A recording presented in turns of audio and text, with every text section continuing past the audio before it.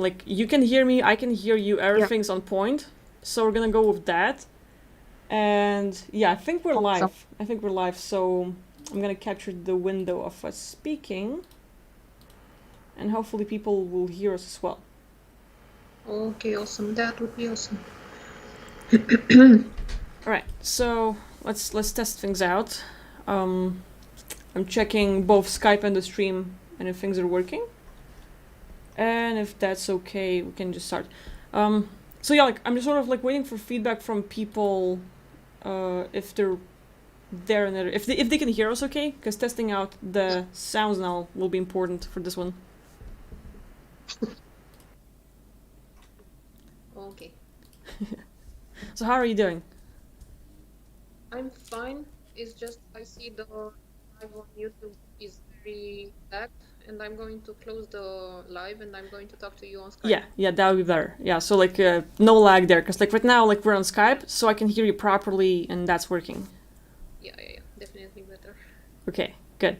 So if people can hear us okay, I'm like reading the comments, and seems, yeah, the audio is okay. They can see us, hear us. That's good. Phew.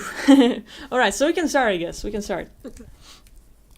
So, have you considered what would you like to address today, or like just like tell us about yourself if you want, maybe just for introduction. What do you have? What are you going through and all that stuff? Okay, so I come from a very closed off family. I mean, Balkanic stuff, very, very communist. And when I was a kid, I was traumatized by them arguing and using physical violence every once in a while. And I was into demon stuff and horror stories when I was a kid and very passionate about the universe. I was the first in my class and in high school and stuff like that, but I couldn't find real friends. I mean, I was the clingy one. I always reached out to people, but they couldn't respond in the same way. Yeah.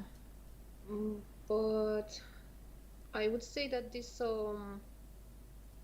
don't know, this spiritual journey began when I was in university and when I started studying arts, and then I opened myself more to the spiritual stuff.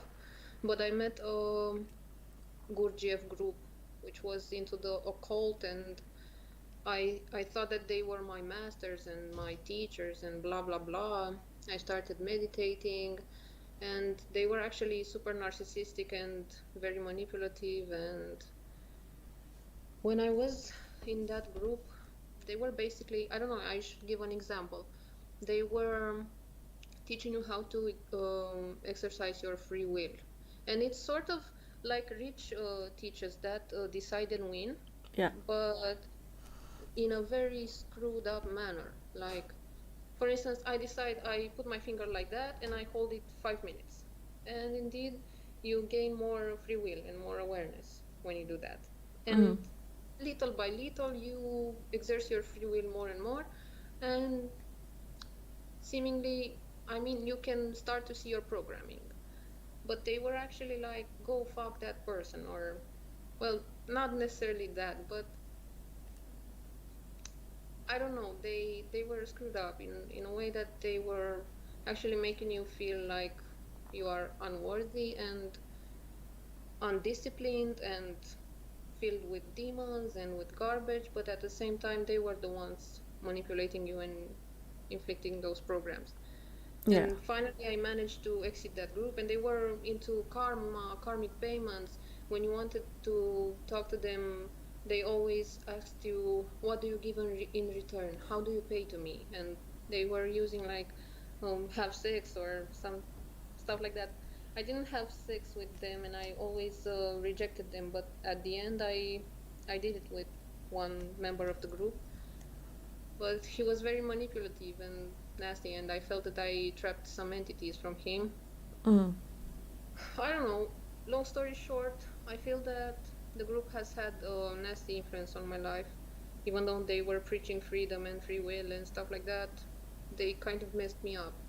And slowly and but surely, I ended up having no friends.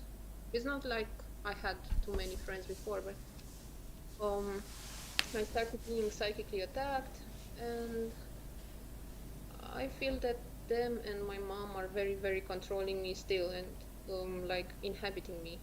I hear them in my head, and I cannot truly get my power back from them.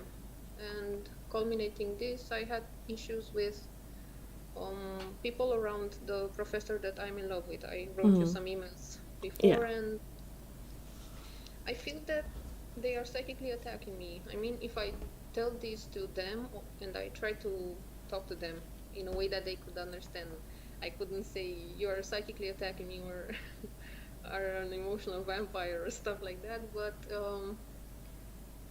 they kind of suggested me to go see a shrink, and like they don't tolerate this type of approach, so to speak. Yeah. And for I don't know, there are I think that 2 years have passed from the moment of graduation, the masters. But I was psychically attacked during the night. I had recurrent dreams with him leaving me, and I understand it's my abandonment wound. But at the same time, I feel a very nasty energy coming from a woman around him, or even from him. And I have visions with him very, very mean and hateful towards me, and a very dark energy. And last night, I managed to actually respond to this energy. Um, I started praying for the woman who was attacking me actually in the dream, Yeah. and she was very, very mean towards me, and I felt like a physical sensation in my spine. I told you that it's like a demon is biting from my spine, and That makes sense. very, very hateful energy, and I don't know how to identify it and really, really grasp it, because I feel like something is coming from the top of my head, like my crown chakra, Mm-hmm. and it enters like a sword, like a dark, super dark energy into my pelvic floor, and like it's cutting me in half. And I don't know, it's a very weird energetic sensation. Yeah. That makes sense. Yeah. Now, a few questions. Like, did most of your issues start after you got connected to that group, or was it earlier than that?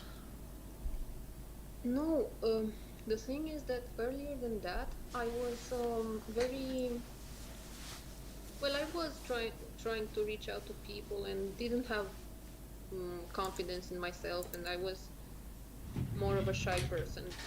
And definitely people were envious of me or would send projections onto me, but I didn't care. Like, honestly, I wasn't even into these psychic attacks and bad energy. I was into lucid dreaming for Mm-hmm. a very, very long time, ever since I was a kid.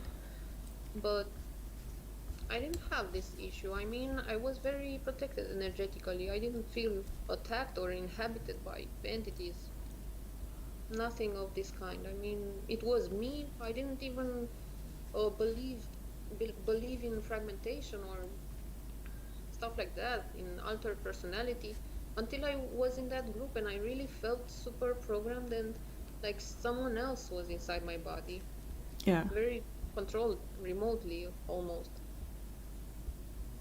I don't know, because sometimes they were very kind, but sometimes they were demonic and their energy was very, very low. And I cannot explain that. There are some people who are very, I don't know, it's just a dark energy, like Set energy, a Saturn energy, like the guys from Beyond the Veil say, the Set energy, the Saturn energy. Yeah, I can definitely recognize this energy. If I Yeah. wasn't in that group, I didn't know how to recognize it. That makes sense. Now, when you were that in the group, when was one of the first times when you started noticing that, like, hey, something's wrong? Like, I have, like, maybe feeling some heaviness, maybe some attacks or something. Like, when was one of the first times in the group where you started feeling kind of offish? Well, the thing is that it was the first night that I met the guy. His name is Adrian, and I wrote him emails about my spiritual journey. I gave him my blog. I had the Yahoo 360 blog. It's an old Yahoo Yeah. blog platform, and I No, actually, it was on WordPress, I think. Yeah, it's on WordPress. And he wrote back, "Oh, nice blog, we resonate, blah, blah, blah." And he said, "Let's meet at this hour, like 12 o'clock, that place, very like in the movies." And after I've met him, I felt like super, super wounded. Like, I don't know, something was weird. And then they came, him and his friend, which is very authoritarian and patronizing and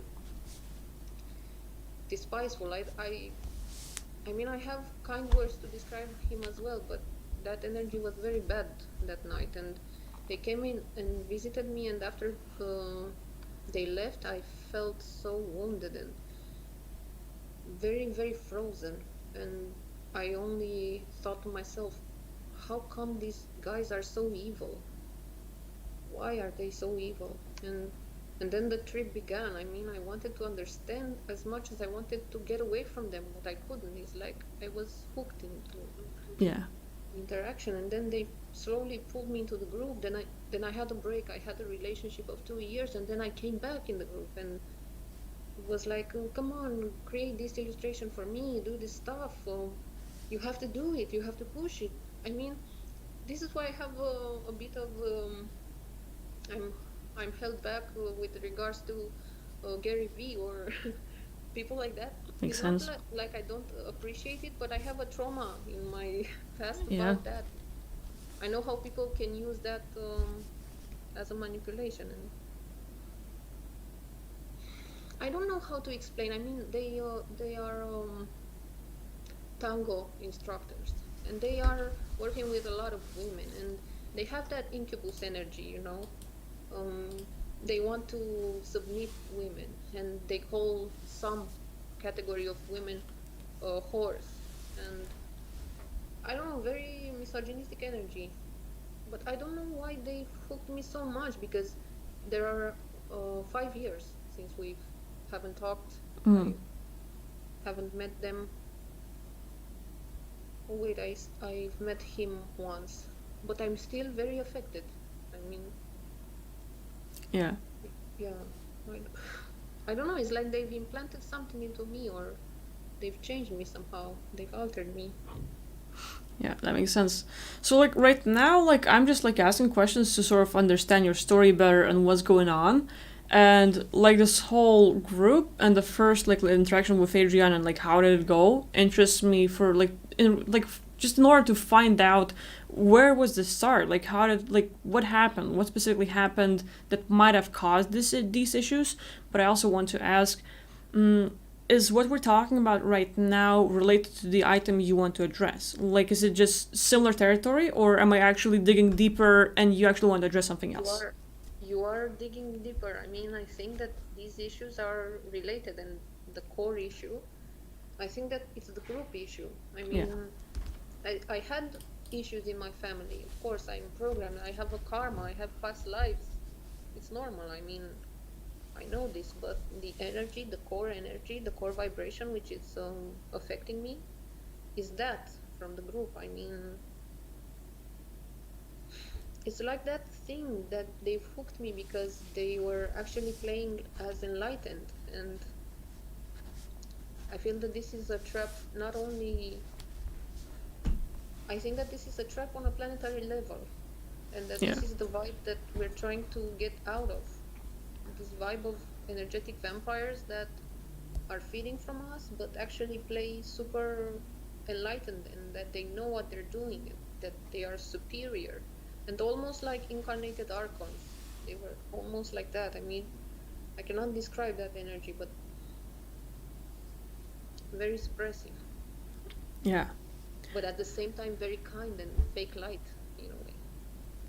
That makes sense. And I So, feel that mhm. they've rewritten me, because if it wasn't for the group, I mean, I'm certain that maybe 50% of the issues that I have now with people, with getting a job, well, not necessarily because I don't want a job, but like blockages and stuff like that, I feel Mhm. that they've implanted that in my life, because they still want to prey on me somehow. They don't want me to really get my power back because that would mean that they would have to collapse or go backwards in time or whatever implications there are. Yeah, that explains it. So is that okay if I just dig deeper and ask more questions regarding the group and everything else? Definitely, yeah. Okay.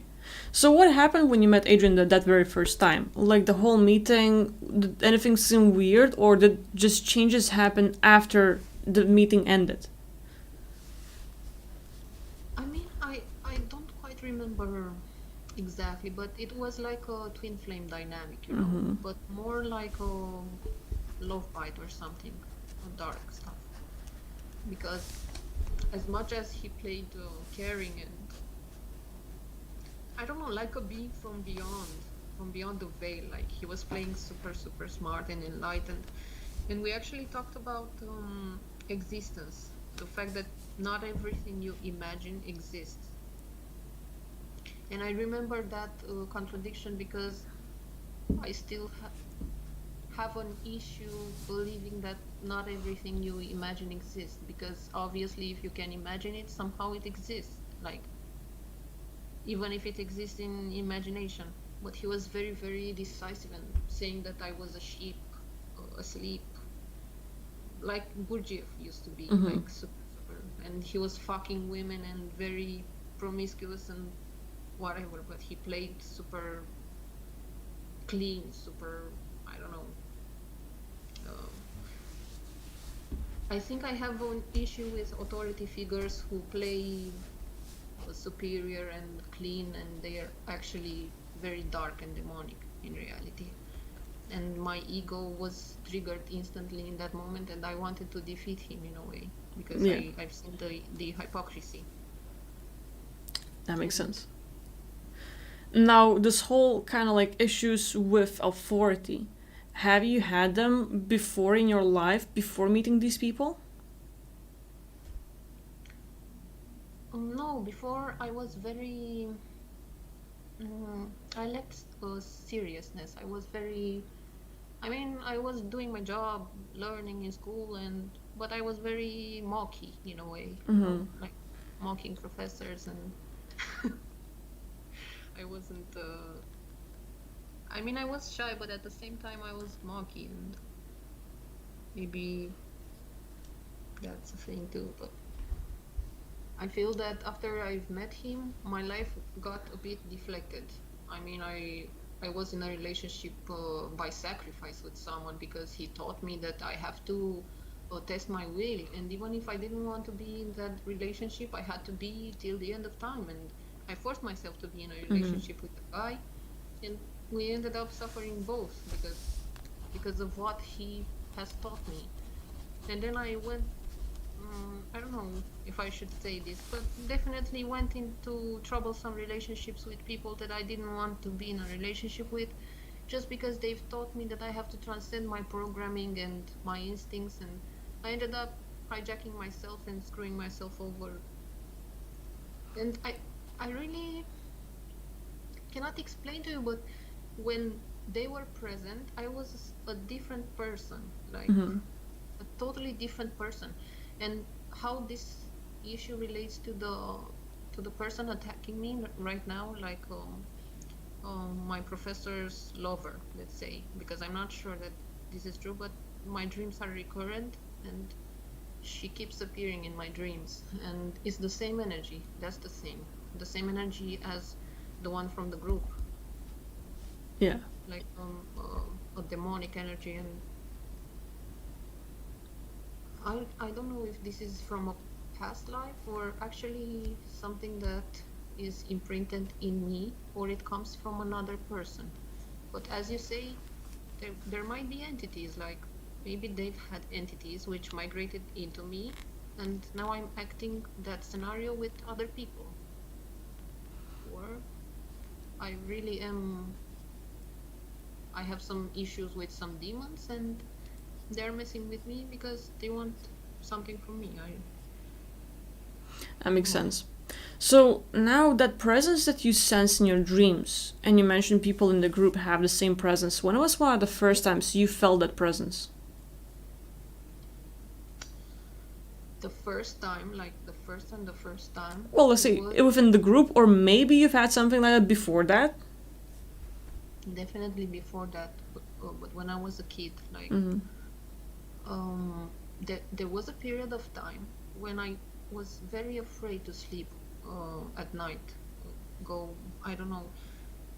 Let's say maybe I was 11 years old or roughly around that age, but um, I felt that each night the devil was visiting us, and like he was actually making his presence known. Like it almost communicated with me telepathically.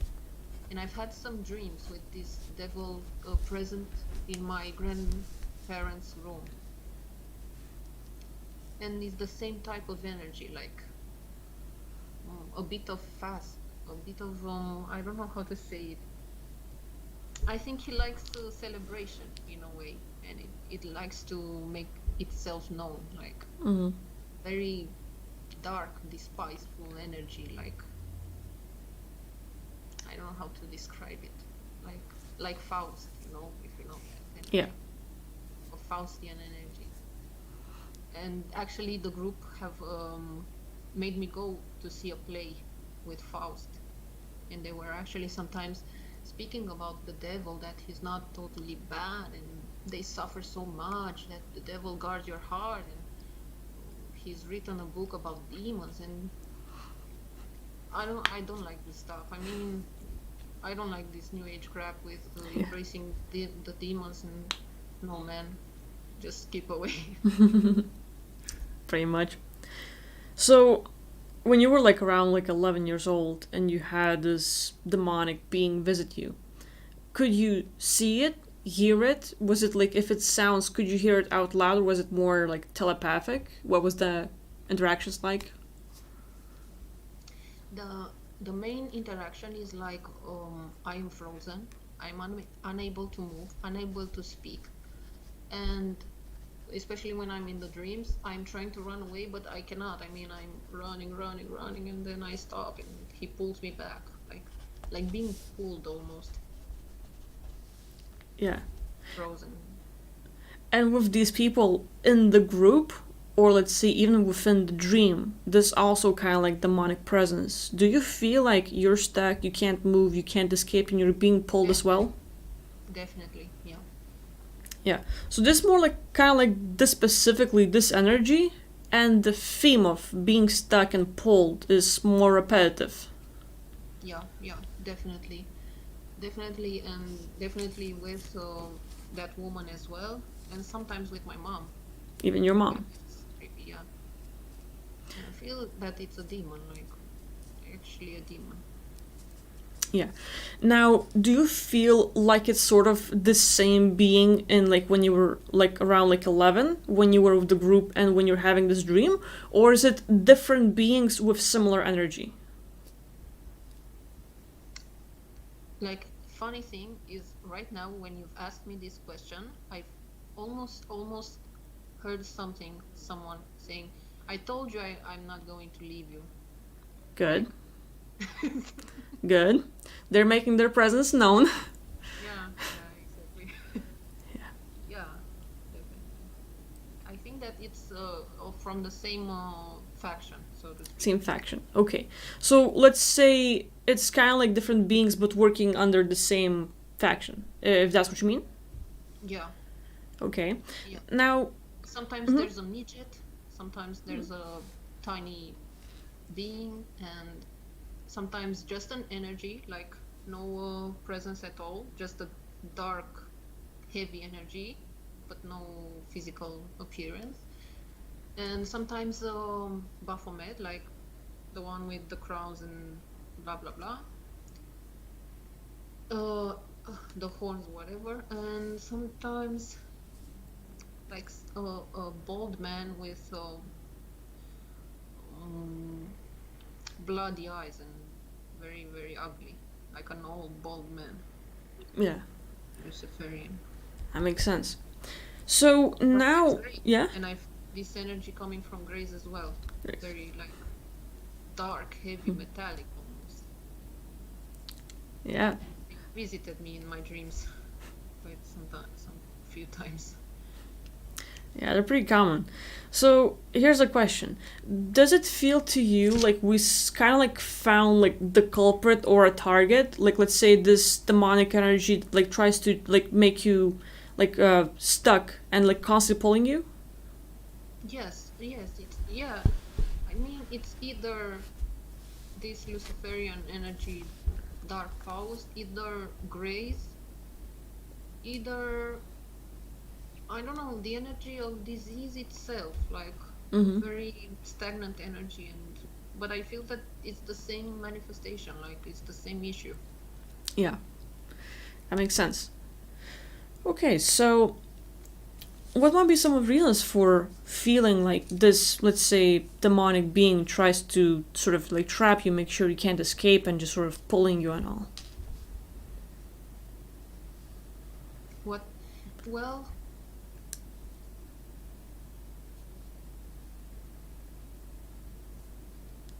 I I feel that I'm despised, but I don't know why. You know, I just feel this despise towards me, hatred, pure hatred. Yeah. But it's not like I've done something, or I don't remember doing something. Maybe I've done something bad. But that's the thing. I don't necessarily resonate with karma because, I mean, I believe we have some karma, but this thing is beyond. I mean, it's like I'm messing with things that I'm not supposed to be messing with, and they're like seeking revenge in a way. Yeah, that makes sense.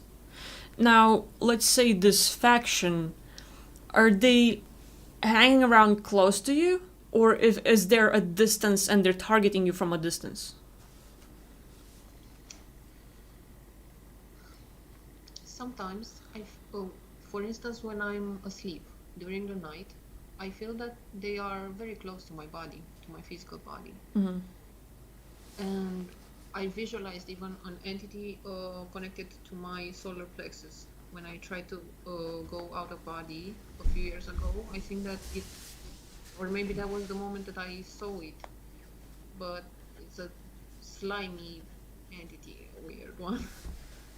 But usually I feel attacked from above somehow, and that's the weird thing. Like it's a high, super high force, and if I say that to someone who is a Reiki healer or someone from the church, they would say, well, it's divine wind because if it's coming from above, it's from God. And but I don't feel that it's a godly energy. Like it's a very, very dark one and very punishing. Yeah. And by coming from above, you mean like kind of like from your head area to your whole body? Like literally from the sky somewhere and Mm-hmm. actually coming through my crown and like I told you. Yeah. Sometimes it bounces back through my body and a lot of it in my heart area as well. Like I feel that I've been hijacked here a few years ago when I felt that it was coming from Adrian as well, and I felt like a dragon installing itself in my heart, and then I saw a moth, like a dark moth, coming and sitting inside my heart, and I actually heard like I nearly had a heart attack that morning a few years ago, and an angel, a guy, told me just rest, and I fainted in the bathroom. I was alone, and I was super severely attacked back then. But it was from the group that I know. For Yeah. sure. But maybe it's the same energy, like that demon. Yeah. Now, when you're talking about like this energy coming from the sky, how far in the sky do you think it is? Is it like around Earth or even beyond it? I've tried to exit and really search that place, and I've also asked the Reach, where are they in that astral realm? I need to see them. Yeah. But I don't know how far it extends because it's not like in the cosmic realm, it's more interdimensional. And if I go, say, in Earth's orbit, I'm not as attacked. Maybe I'm pulled back in the planet realm, but when I search it, like how far in levels above, it's very, very high. It's like I cannot go that high. and I don't understand why. It could be an archangel maybe, but I'm not sure. I mean, I'm not sure they are mean. Yeah. Okay. So now let's say, is it like in the Milky Way? Is it in Andromeda? Is it like not even in 3D but even 4D or somewhere else? Do you have any ideas? That's a very good question. That's the question. Oh God, you really nailed it somehow. Because this is what I'm wondering, and I cannot see it. Like, maybe I should ask you this. Because really, what I'm seeing is only going endlessly higher. It's like I'm trying to free myself, Mm-hmm. that entity gains more power, and it's Yeah. one step above me. I'm exiting a bit, I pull my head out of the sand, let's say, then boom, again on top of me. It's like it feeds from my own liberation somehow. I go up, boom, again. And maybe it's an illusion that is higher. Maybe it's just one step higher than me, but always one step higher than me, you know. There you go. That's the agreement. There you go. You know this thing about like soul contracts and stuff that when you're looking for stuff and you chuckle or you laugh, it's actually you realize the truth and you become aware of it. Yeah, that's true.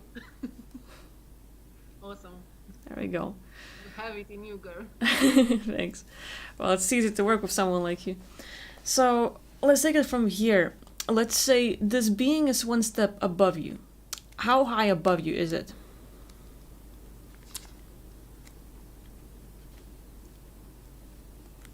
Um,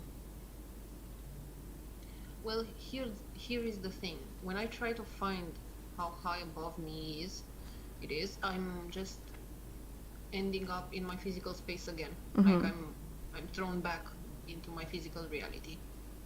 It's like I'm not supposed to know, and maybe I'm just imagining, and then my 3D mind takes over. Like Yeah. when I'm trying to find out more details about this entity and her real strategy. Like I have some clues, some ideas about how it operates. For instance, I know linguistic modus operandi. I know how it pulls me out of my body sometimes. How sometimes I feel it enters through the back of my mind, and like it speaks to me almost, like it moves my lips. But I've learned how to become like consciously frozen because I don't want to let it speak through me and act through Yeah. me. But for instance, I had that.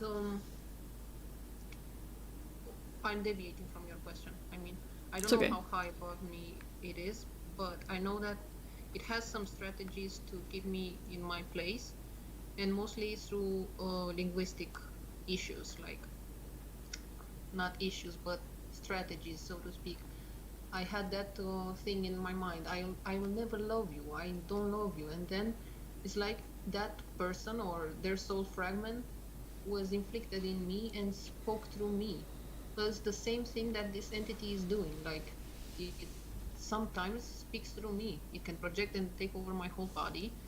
And maybe this is how I feel that it's above me, because it can always inflict something if it wants, like at will. Mm-hmm. It can shift me, it can alter me.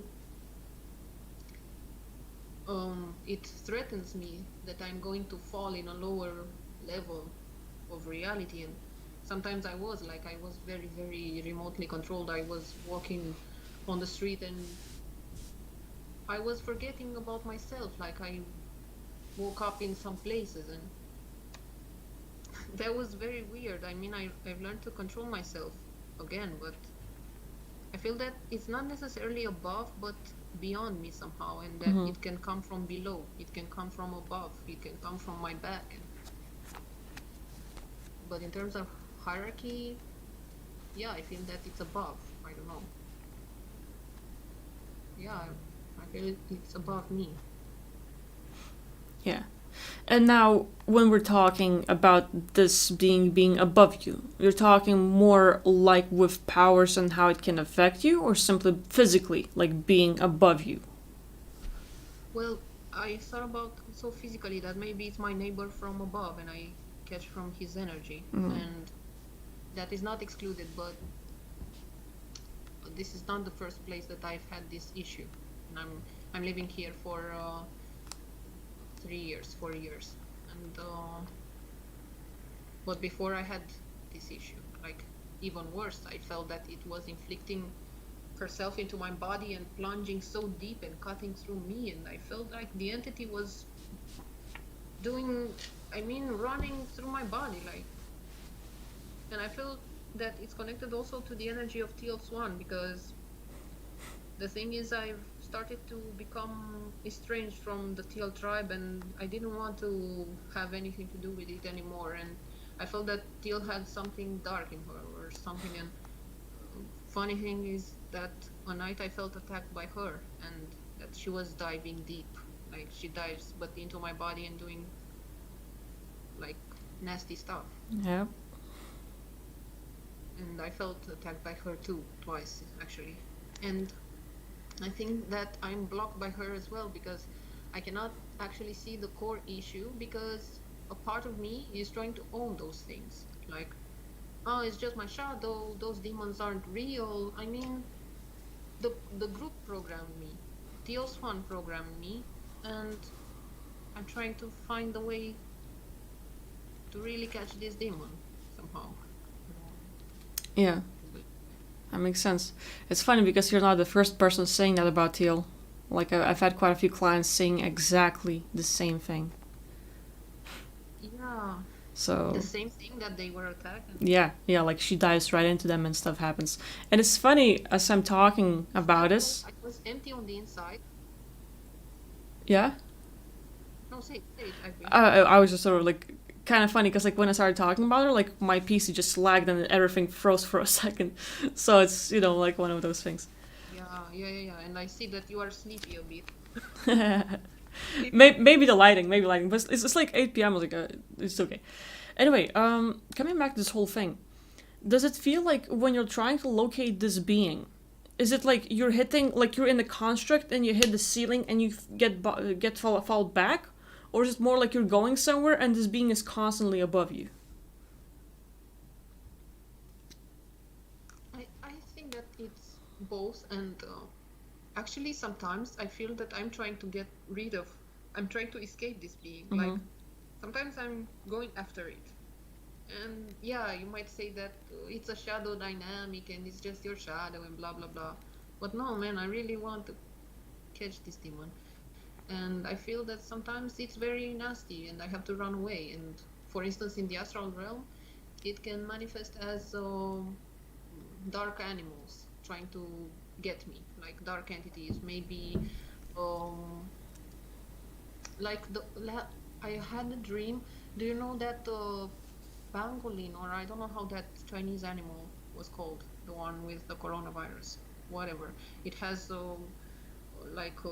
sharp needles Yeah. in its back. Hmm. And I had a dream with that animal a few years ago, but it was very technological in my dream, and it was chasing me, and I had to escape it. But it's the same energy, and sometimes I'm trying to escape and I go back into the body because they are chasing me in the astral realm.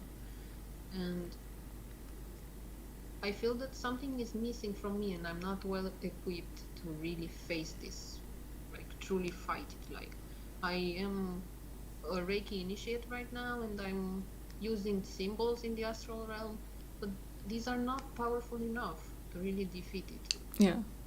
And I don't agree with paying my karma and my karmic debt to escape it either, because I don't want to pay anything to this monster. Yeah. Good for you. Good I for want you. to defeat him. Right. So, have you ever tried talking to this being? Yes. And sometimes it tries to fool me somehow and gets into that shadow realm that I am so, like, it victimizes itself, and like the whole program that you cannot see the light without the darkness, and that Yeah. he's the scapegoat, and that we are so mean to him, eat whatever, and it's always the same program. It's either despiteful and really mean towards me, or trying to gain mercy and pity and whatever. And I'm like, yeah, the path towards good is open and available for everyone. Like, I mean, I'm not in that position to be kind to entities and really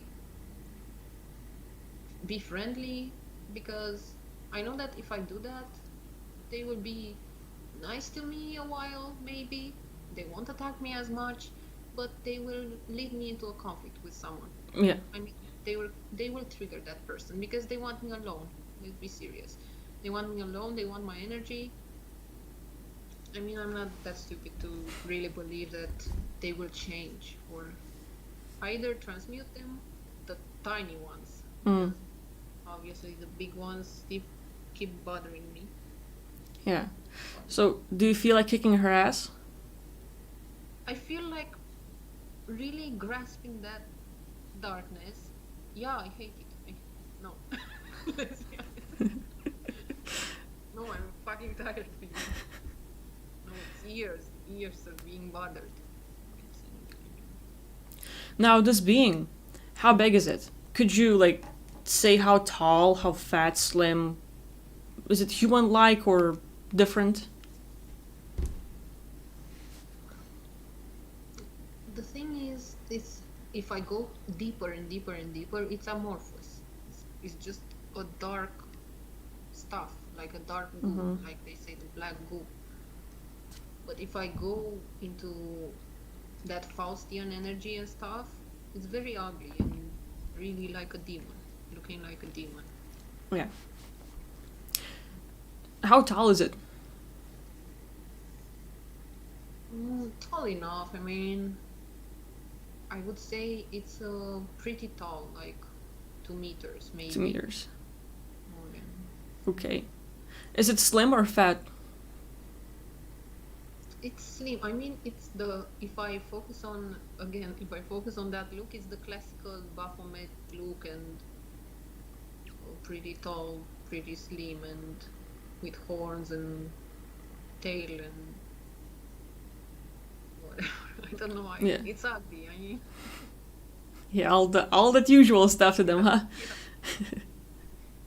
Makes sense.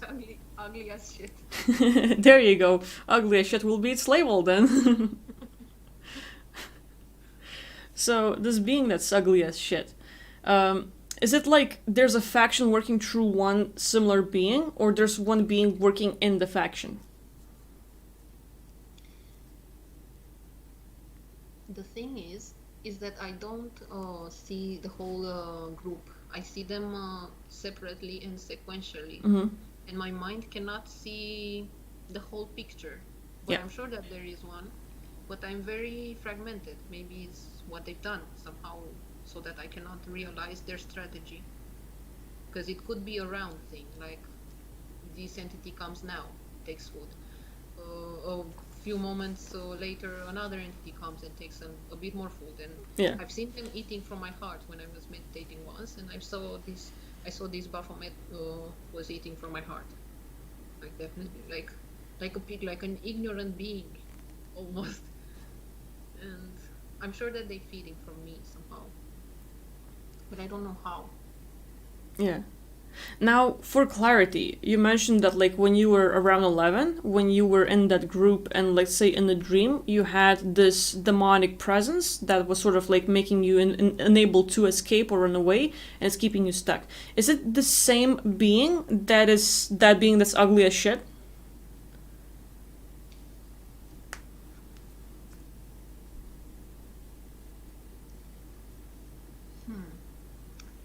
I'm not sure.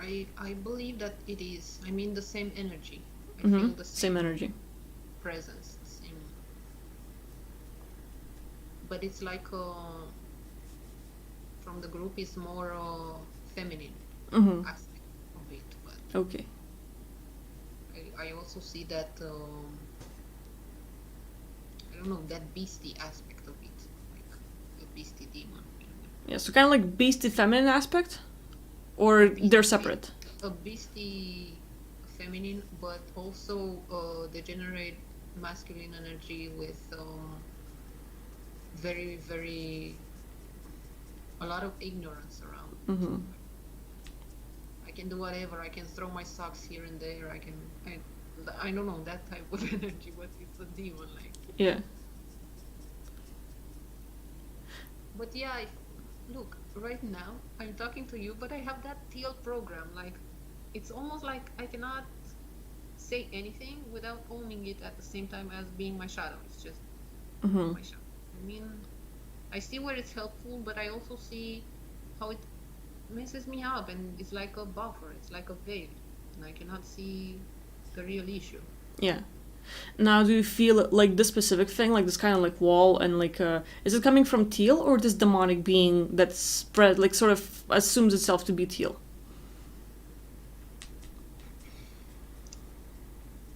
Well, somehow I feel that I'm the one responsible to choose if it's them or a demon, and if I say that it's them, I'm dooming them. And if I say that it's a demon, I'm ignoring the fact that they also hurt me. And it's like, I cannot really decide, but I think it's a mixture of both. I Both. mean, definitely I feel attacked by her every once in a while. And when she posts videos right now, I feel that I have to own the fact that I don't want to watch them. If you understand what I mean. Yeah. Like, what the fuck? when is it going to end? And the thing is, with all these people, like, who are making me pay somehow, because this is a form of payment, I feel that they actually want me not to suffer, but they want me to repent in a way and actually be grateful for the fact that I have a soul, because they've helped me guard my soul, and that if it wasn't for them, I would have lost my soul and whatever. I mean, this is also an agreement, probably. Yeah, they throw a lot of like that deceptive crap, right?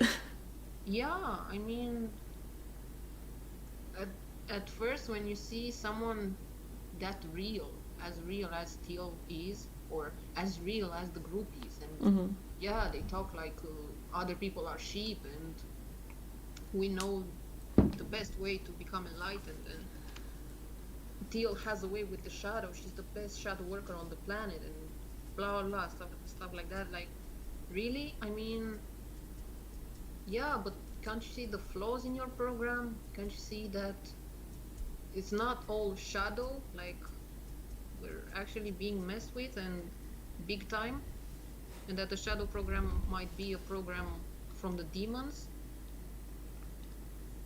I don't know. And if I was to really, really address it, I believe that I was kind of attacked more when they saw that I wasn't agreeing with this, and that I wanted to go and do things my way. And I was attacked also physically on YouTube when I've commented.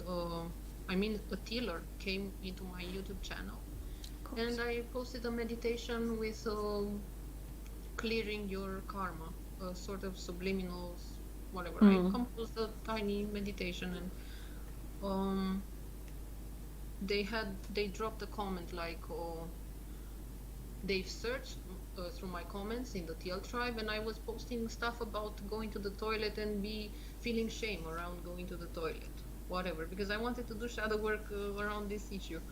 And that person, that Tealer, commented, oh, you want me to believe that your meditation work and you can't even go to the toilet and poop and whatever bullshit. I mean, they were trying to shame me, obviously, but I realized that that heavy energy was also coming from Teal in a way. Yep. This is what I felt. And I've had weird dreams with me going in very, very dark places just because I was doing shadow work unnecessarily on issues that I weren't even mine. I mean, I feel that I've aggravated my situation because of that shadow work rather than really, really being able to escape that mess, that, I don't know, that family trauma. this dark, because Romania is a dark country. I mean, it's not very rainbows and unicorns.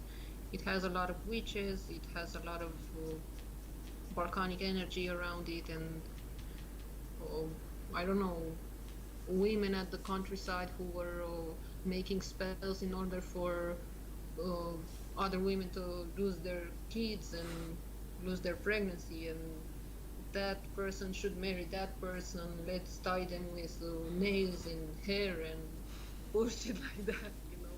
Like, it's Yeah. very, very dirty.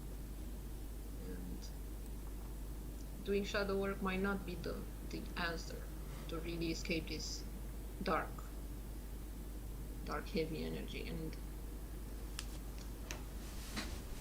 I'm not sure where to,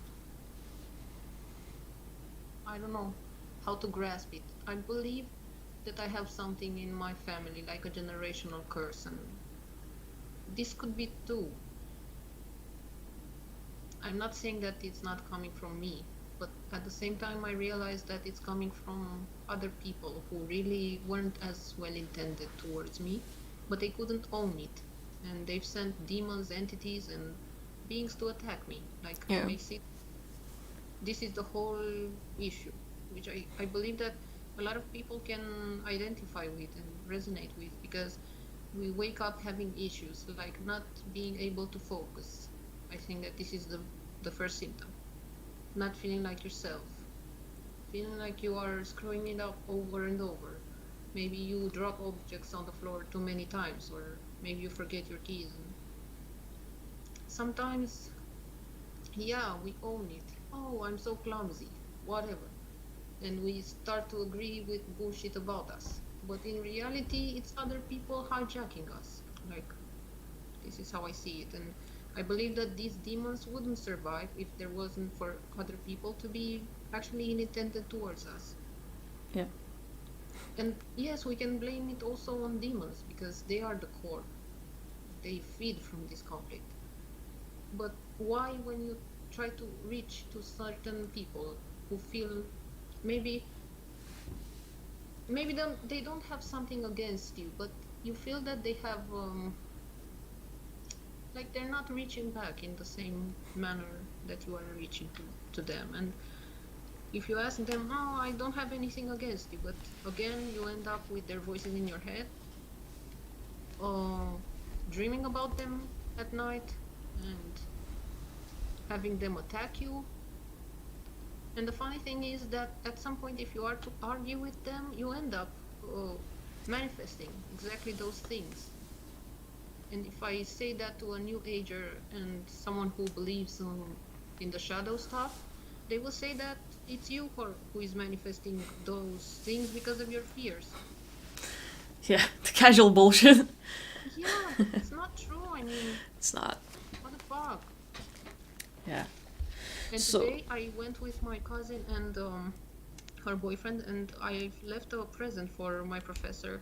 I've left him a present at his postal box, and a tiny angel and a crystal. But I'm not sure if he will receive it or not. But I wanted to anchor a positive energy and a positive vibe. That's good. Now coming back, when we I were don't want to focusing, bore yeah, you, but it's I okay. feel that I've talked it out. Like, it feels so good. It's okay. Sometimes it's all we need. So coming back, sometimes like when you're talking it out, you let a lot of it go because just by becoming aware of these issues, and that's good. So here's a few things. I can ask you more questions and we can try refocusing, because when we were locating the entity, which is like was great, we encountered another issue, which was the blockage from kind of like teal energy, right? And we have an issue, but we have another issue which overlays that one. And we went sideways with teal while this one sort of haha and escapes kind of like. So a lot of times we need to find out, like, is this the major problem and we need to take care of this because it's blocking your ways to like locate these entities, or is this one actually using that as a disguise and distracts you and we go here, but that one is like free and still can mess with you? Which one do you think is more of a thing? I think that the one who's messing with me and actually triggers certain issues whenever it wants. Haha, the teal issue. Haha, the group issue. I mean, definitely these are things, and they weren't the best guys in the world. Definitely hijacked me a lot, but I also sense that it's an entity re-triggering me in different areas, like uh, the woman who is with the professor and is attacking you. Look, the group. Look, Teal. Look, your mom. I mean, it's like a cage. Yeah, that makes sense. So we're gonna focus back on this entity first, like like this kind of like devilish devil being who sort of like freezes you, or you're unable to move, and then it's kind of like pulling you, and then by the description, it's kind of like 2 meters tall, ugly fucker, kind of like Yeah, yeah, yeah. It's like Baphomet. It looks Yeah. like. When you focus on this being, can you get, let's say, a label like name or what you would call this being, or more like instead of a name just by the looks? Ignorant. It's like ignorant. Ignorant. Yeah. I feel it's ignorance. Okay. So this ignorant being, is it more like an entity, a devil being? What is it for you? It's like a demon, but also has an animal side to it, Mm-hmm. like a donkey energy. Yeah, that makes sense. It's nothing unusual. You located it, which is why you're laughing. You know the truth. Yeah, a goat donkey energy somehow. There you go. These crappy beings just disguise us like we're so big and tall, and it's just like it's just a fucking donkey,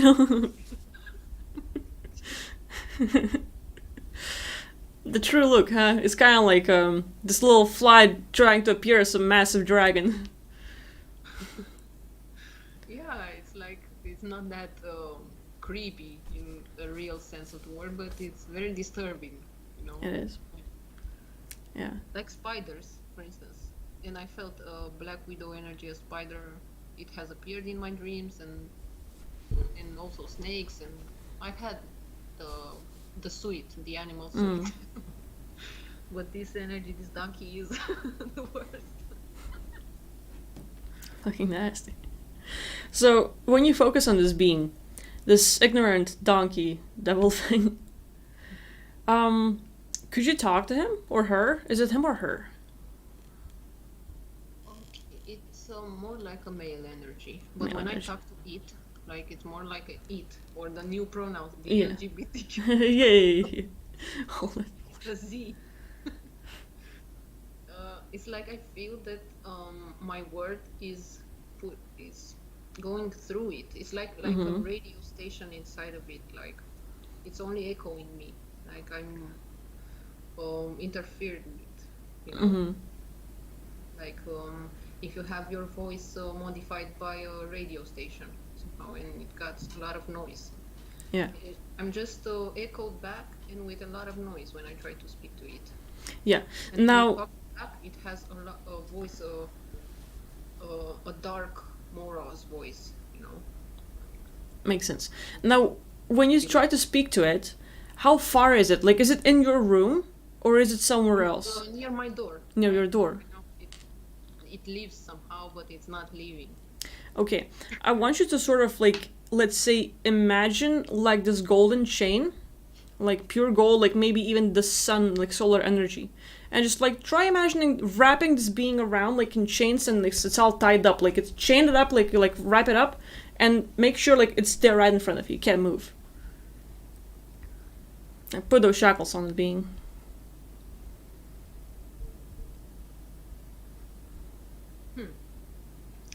It had another tinier being, which went out a bit, and I put a chain on that one also. Good. But it's living somehow with the chain. It's okay. It's interesting. Okay, so do you know where it's going, or is it just like trying to hide or walk away? Trying to walk away, trying to hide right now. Okay. It says that it's going to those dark places in the astral where I so love it. Yeah. You can try imagining like this either square box or like this sphere, and imagine this being like grabbing this being and putting it in the box, like a gift box or something. Just wrap it up, put it in this shape, like where it cannot escape anything.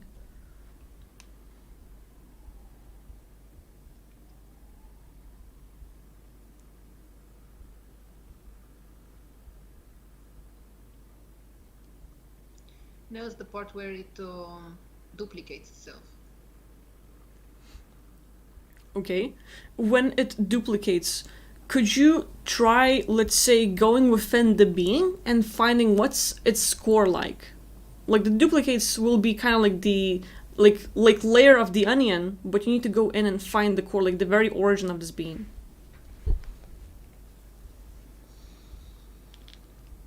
Maybe even try targeting that donkey. Now I see an Egyptian ankh. And An Egyptian ankh. yeah.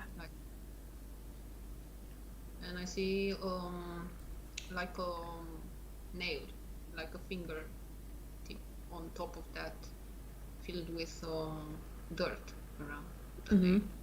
Can you still feel the same demonic energy, or is it switching? No, now it's like a woman energy telling me to buy that, to have an ankh with me to protect myself from that demon. That I'm not going to defeat him alone. Okay, don't buy that crap and basically try imagining this being and putting it in a box. I mean, I'm going to put the ankh in that box with that demon. Good, good.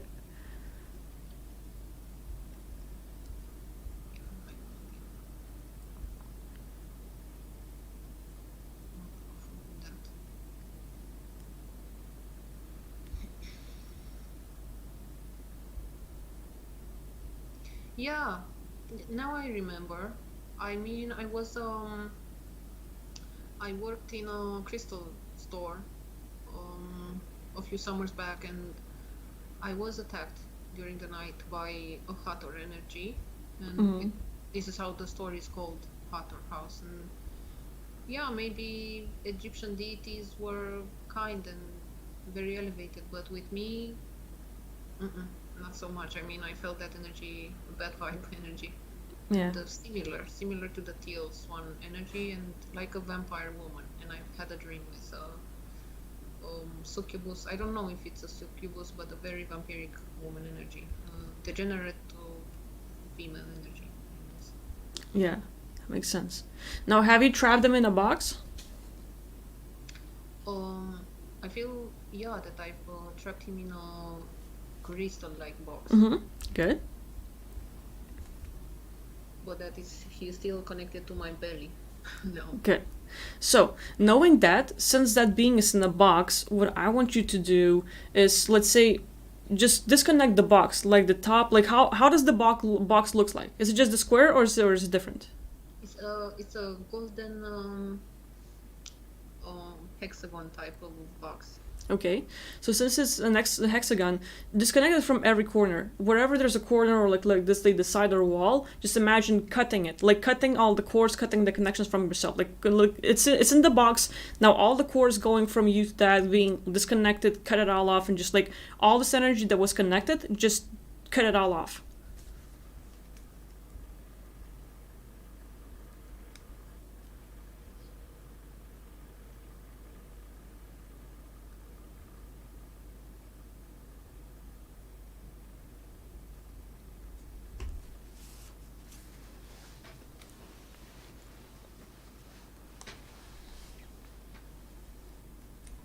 Now it tries to fool me. No, you've entrapped your mom, you've entrapped your professor, you've entrapped yourself. The usual, you know. All that bullshit. Yeah, they're just trying to deceive you. They're scared. No, fucker. I got you. That's good, good, good. So, all right, did you disconnect the things? Yeah, I think. All right. Yeah. Now, I want you to sort of look within and scan your body and your space if this being has left any negative emotions, any limitations, any weird feelings, states, thoughts, phrases, decisions, agreements, anything that this being caused in your life. Scan your life, your body, your space, and anything that's left there from this being, take it out of yourself and remove it and put it back in the box.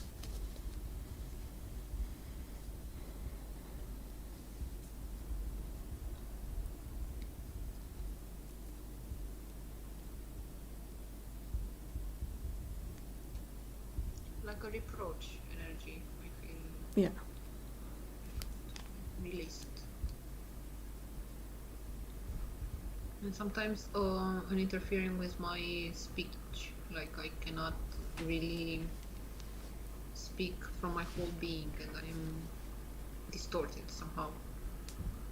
Yeah. Now, which parts of the body when you're trying to speak are sort of like disconnected, where you can't speak to your whole body?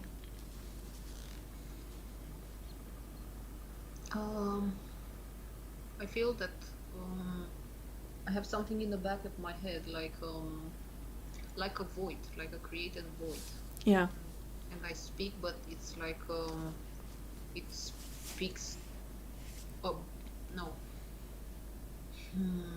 I don't know how to really address this. Like I speak right now. I speak.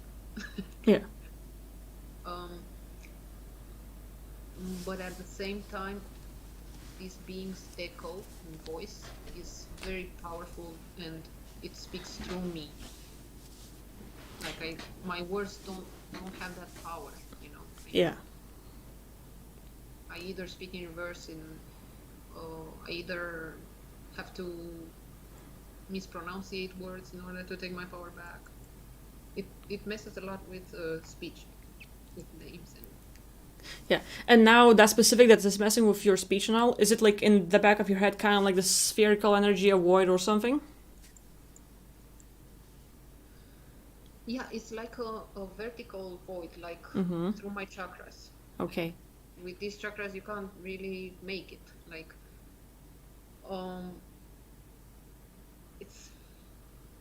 it's more like a void, like a tube. Like a tube. And it's a tube through me with those chakras. And when I speak, it's like through that tube, that voice can come through me and imply whatever it wants to society, to other people. Yeah. Like I speak, but it's for nothing because that voice is coming through me and it goes wherever it needs to go. Yeah. Now, when it comes to this tube, is the source kind of like the physical? Maybe there's the beings in the spaceship. Is there a base, or is that same like demonic being that's now right now trapped in the box? Where's the source of this tube? I feel it's the boss of that demon donkey. Yeah? That All right. boss. So this boss is the one that you've trapped. The donkey. Yeah. Good.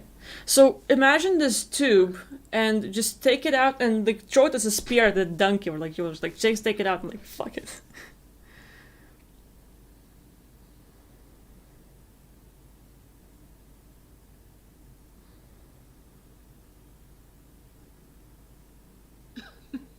What happened?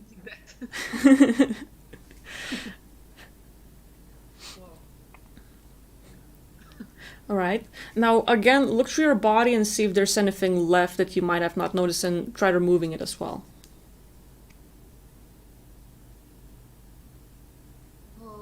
Just some weird dark metallic stuff, like trapped here and there.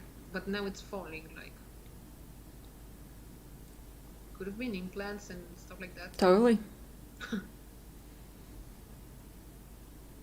It's weird because you can say, okay, I'm just imagining this stuff, but it's a very weird stuff which you cannot imagine. Even if you put yourself to draw a whole day, you cannot come up with that.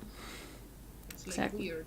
And it's weird how we can actually visualize these things as we talk. Like, well, a scientist would say, oh, this person are schizoid, definitely borderline, whatever, but no, some things are really beyond my mind and my comprehension. I'm not in creating this. Exactly. You're right. So as you're scanning your body, or let's say even your space, is there anything left? Let's say energy, anything physical, any implants, maybe decisions, phrases, agreements, and limiting beliefs, anything like that?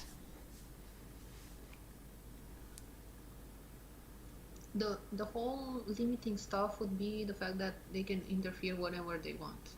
That I'm just doing something not worth even taking into account. That they are above. That they have this trick because obviously they're not above, and sometimes they will lose in the end. But yeah, it's only that they can install whatever they want, and they do it through objects as well, like etheric objects.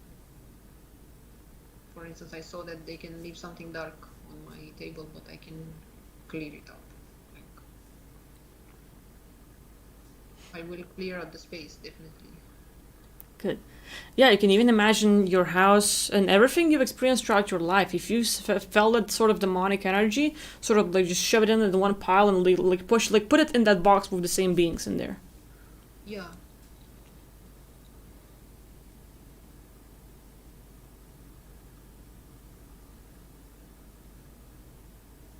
And I've chased away that moth from my heart as well. Good. I hate this part when they fool you that they were just an angel, that you heard an angel. I hate it when they do this. Yeah. It's guilt trip. What are you feeling guilty about? That thing that they're doing, like when you really fight them, they apply that technique, let's say. When they say, oh, you've actually hurt your mom, you've actually hurt a demon, an angel, but it was a demon, obviously. You can ask it if you've hurt their mom.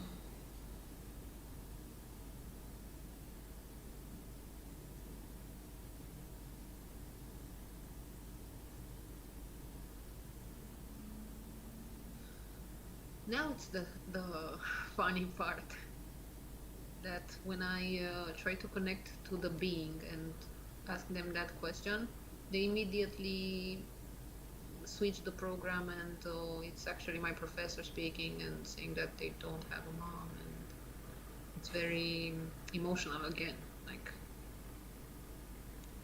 Yeah.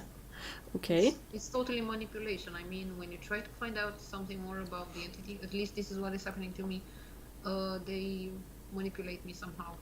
Yeah. And when you feel this, can you sort of, let's say, hear the voice of the professor, your mom, other people? Yes. Yeah. They come, they instantly shift. Okay.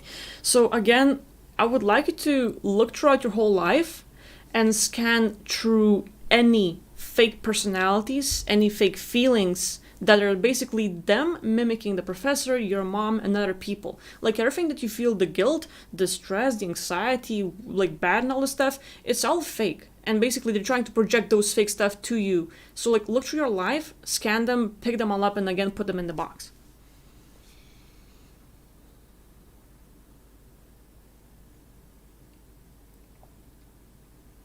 So you want me to identify every moment where I've been rewritten somehow? Yeah, if you can, or at least just sort of like, just the surface of it.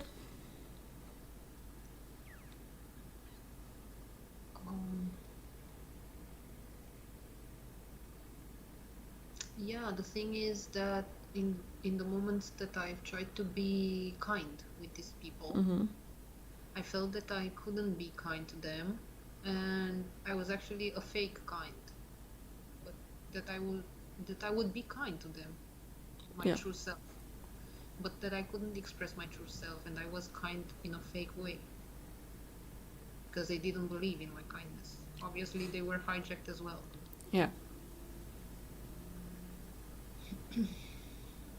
So I would take that away, that disbelief that I'm kind.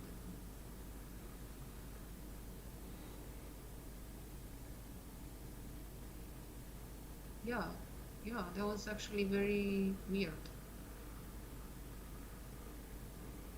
Yeah, it was an altered part of me, and I feel that right now that part of me which was trying to commit suicide and blah blah, because I had that too, was actually that entity messing with me, and now it's gone. It's gone from the corner of the room. Good.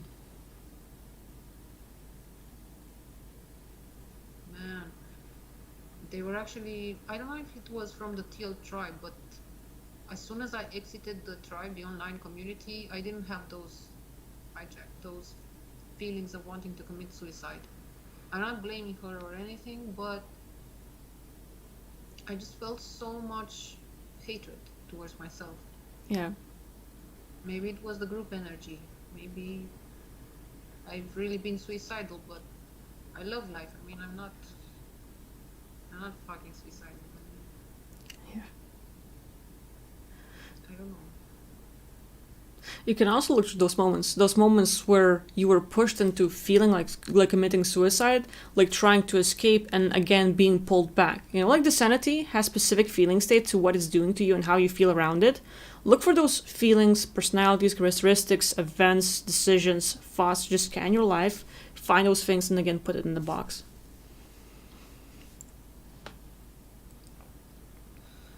Yeah, it's the same energy that I have during dreams when I feel that I'm being super triggered in my dreams, but that my pain, my real pain, isn't like that. I mean, yeah, I suffer, but I'm not that highly charged. I'm more like nostalgic, Yeah. genuinely. But that cry is almost demonic sometimes. I mean, I'm not trying to suppress anything. If it's mine, okay, but it's weird because I feel I'm beyond that.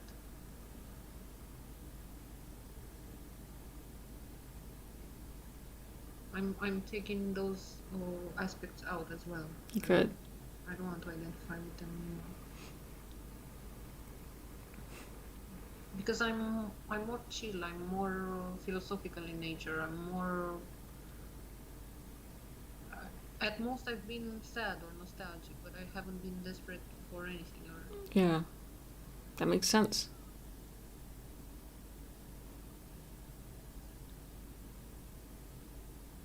yeah, and I really want to feel relief, like I'm easy, like I'm at peace with myself and not trying to convince anyone that I'm kind. I mean, I still have this issue because the demons have tried to convince me that I'm mean and that I would do stuff that I wouldn't do, and they play visions in my head. And Mm-hmm.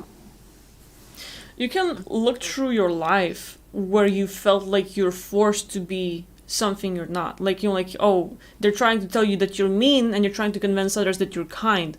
So both look at the kind of like the dualities where you're mean and you have to be kind. Like, it's you're naturally kind, but having to be kind is implant. So like you can look through those dualities where they're trying to make you one thing and you have to act another way to sort of reject that. So like look for both things, scan your life, and like again remove those things in the box. yeah, definitely. Yeah, definitely. Now, if I'm thinking more about that, even the fact that I've sent him a present is a form of fake kindness because I try to prove him that I'm kind. But in reality, I am kind and I don't have to prove him anything. But I've been triggered in dreams, and I've had dreams where I would curse the woman he's with, and where I've been super mean in my dream, and like I wake up in the morning, what the fuck? I don't curse like that. I mean, I say what the fuck or fuck, Mm. but in that dream, I was like a witch, like it's not. I mean, with all due respect to Shadow and Jung and whatever and Theo Swan, but I'm not like that. I mean, no, no fucking way. Is that me? And I'm not going to own that shit. No. All right. You can also look at the dream and this other aspect of you that was just not like you. It's probably fake, like a projection. So you can remove that fake version of you in a dream, and at the same time, being that was attacking you in a dream. Like remove those both. Yeah,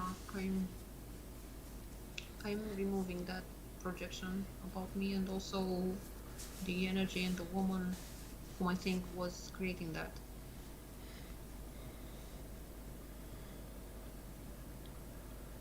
But I don't want to entrap that woman with the demon inside that box. Yeah, you can create a separate box for her.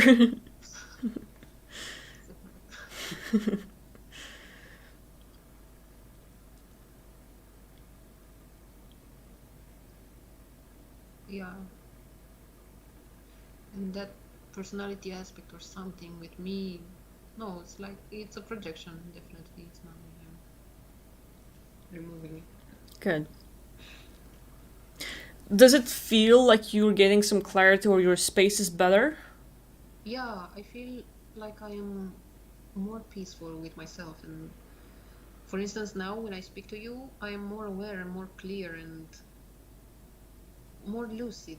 I don't feel, for instance, in the beginning, I was supercharged and afraid almost Yeah. to be seen.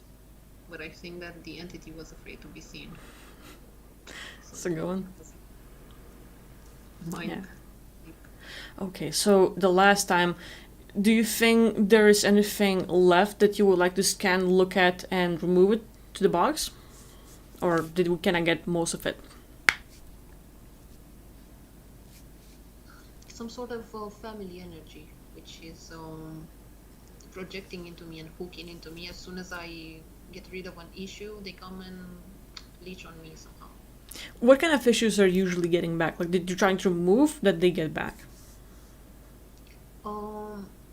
It's a recurrent stuff. I mean, I told you it was. Now I have to see in the dream and how it shifted. Yeah. But usually it was like either my mom argument with her, either the group, and either the professor. Like three main issues.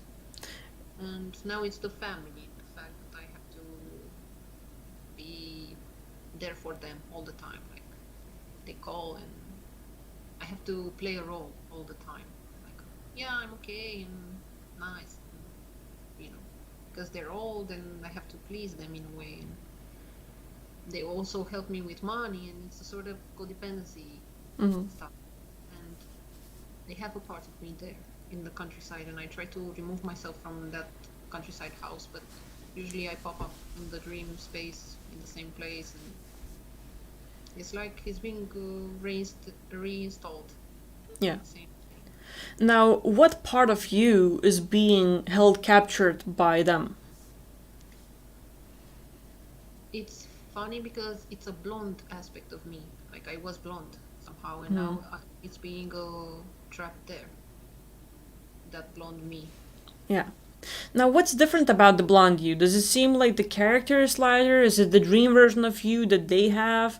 Does it have different characteristics and abilities? What's different?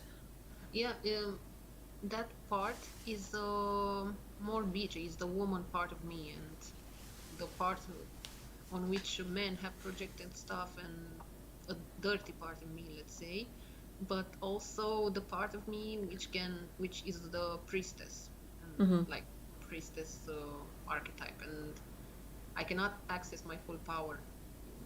And when I do, I don't know, when I clear myself with Palo Santo, when I do a ritual, and it's not the same. I mean, I feel that I'm missing that part. Yeah. Because in the past, for instance, a few years ago, 5 years ago, let's say, when I was listening to Reach and I was into massive soul contract revocation, I mean, I would do it non-stop. I would clear my space, and I was super, super vigilant with anything which was projected in my space. I mean, I couldn't tolerate anything. But at the same time, I got hijacked after I switched places, and they usually hijack me through switching places. I fragment myself a lot when I move from one place to another. Yeah. And I have dreams where I have to leave this place, and it's like I lose myself in that dream, and I cry a lot, and I say that I don't want to leave, because moving, switching places, that's another issue.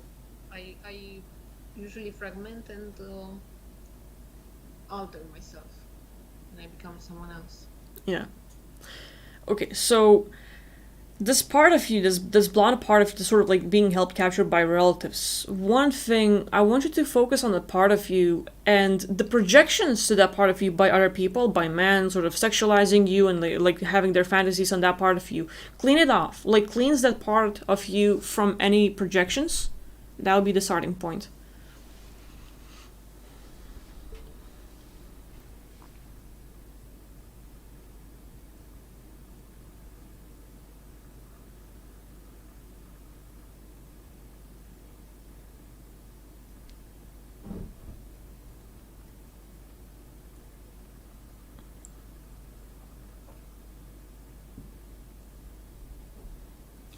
I feel that sometimes I can bring myself here, and that I've merged somehow with it, that part.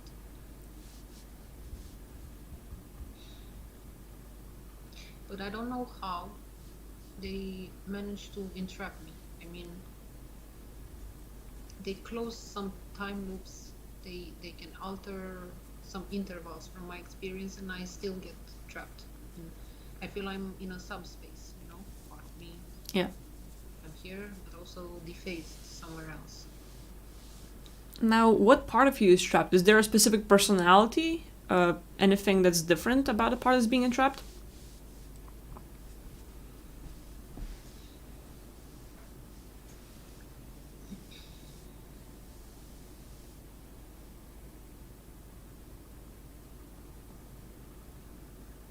Like the part of me which is super disappointed in people, and maybe this is the shadow. Like, I don't know. I don't want this to turn into a shadow work because it's a dead end. I don't like this. Yeah. I've studied so many times, and then I'm fooled again, and maybe it's just an entity. I'm not sure. All right. I'm not sure because if I don't believe, for instance, this could be also an agreement that I am fragmented. Yeah. It could be just an agreement, and then my mind creates it. So It's okay. It's okay. There's like a lot of variations. I'm pissed off with it. I know. So let's say that part of you that's like sort of like entrapped by the relatives. Could you imagine like cutting the cords that they have with that part of you and sort of like disconnecting yourself from them? And after the cleansing of like projections and everything else, taking and bringing that part back to yourself, kind of like merging or at least letting it go out of this place, sort of freeing it completely. No, that part really wants out. Like, Out and soon, like get the hell out of here for real. yeah, definitely. Could you try cutting off all the cords and sort of like maybe just imagining teleporting that part somewhere else?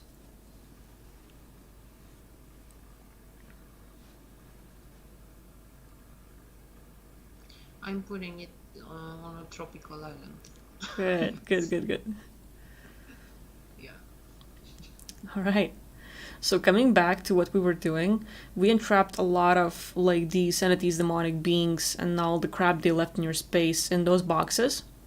Now it would be great if you could take the boxes and let's say send them into the galactic core for transmutation, or completely destroy them. It's up to you what you want to do, but make sure you get rid of it fully. Galactic. Yes.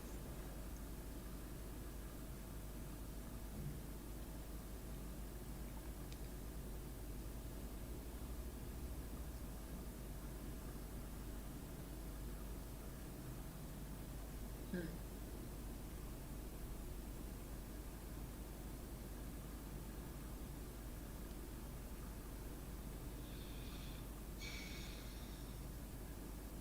It's funny because I feel something is pulled off from me, like Is it a good feeling or kind of weird feeling? yeah, good feeling, like relief, energetic discharge. Good. All right. Did you get rid of them, or is there something left to get rid of?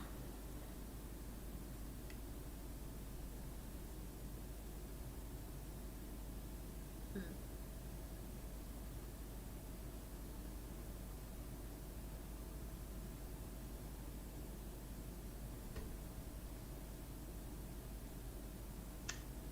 Fuck. No, it's weird. What happened? No, I broke it. I broke it. You broke it.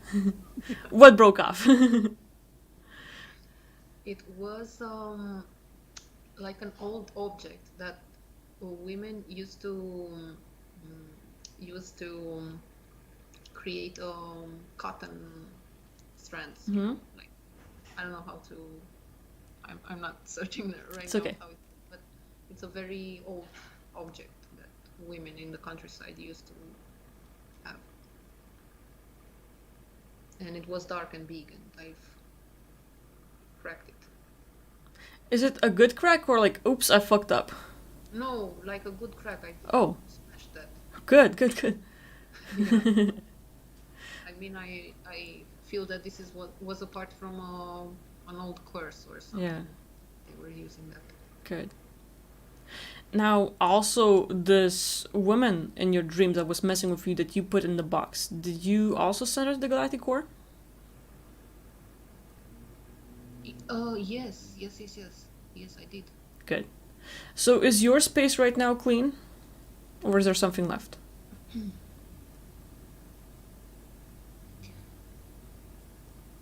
Shit, I don't know. I feel that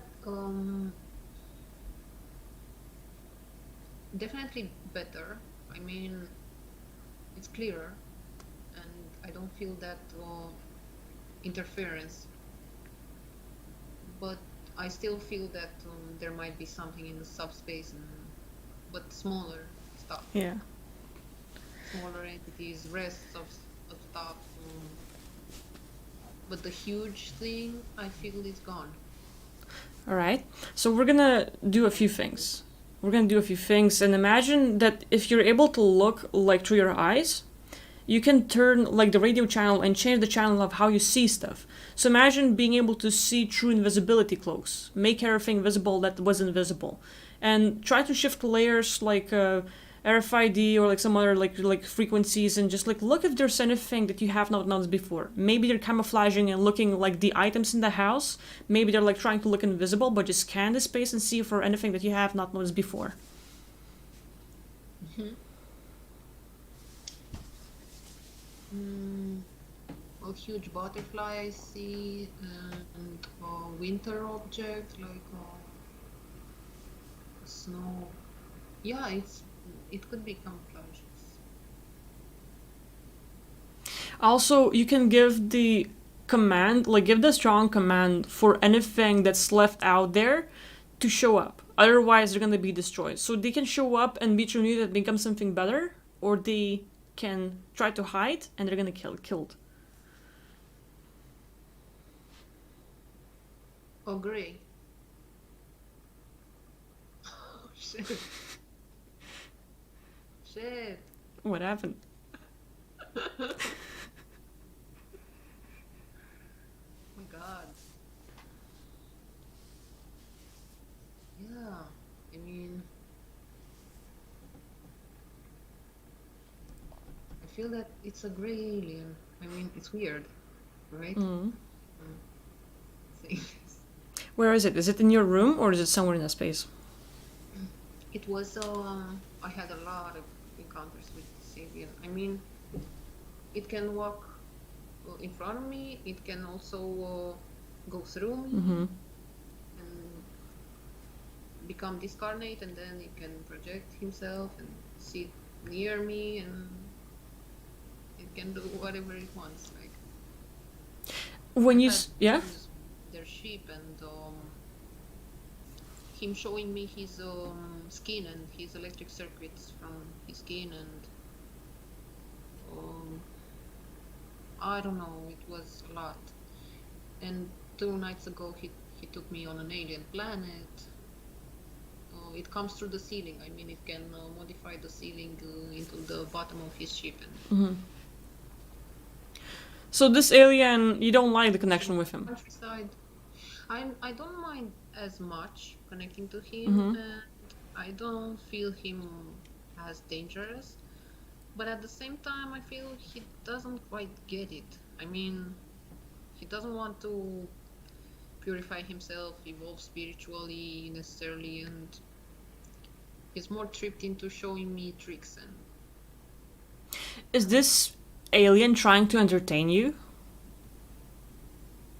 more like it tries to teach me stuff Teach. about information space, dimensions, stuff Mhm. like that. Do you feel like you're getting something out of it, or more like you've had enough and like I don't want this being here? I mean, I feel that sometimes it can distort my process. Like, now I've evolved somewhere. I've worked with you right now, and we're getting somewhere. Like, we've gotten rid of that donkey shit. I really feel relieved.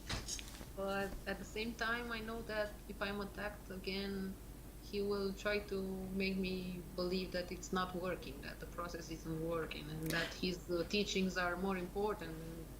And it doesn't matter stuff about demons and angels and look, space, technology, blah blah blah. And he being the alien? Yeah, like he's the alien, he's above this good and evil and blah blah blah, but at the same time he doesn't understand my need to become purified and refined spiritually, and Yeah.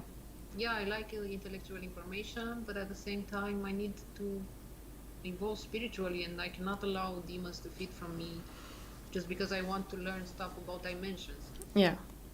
I feel Now, that this is a problem for humanity. yeah. It's the same issue. Now, what do you think if we, let's say, let this being go and we remove him from your space, and if he wants to communicate to you or show you anything, he does not appear, but simply, let's say, just download, or like you're downloading information and you're learning without having to feel any weird things. Yeah, I think that it would be better for him to go on his ship and do something else. Like, I feel he's attached to me, and somehow I'm attached to it too. Mm-hmm. It's like a body, but I don't know. What is it that you like about him? This is super intimate. It is.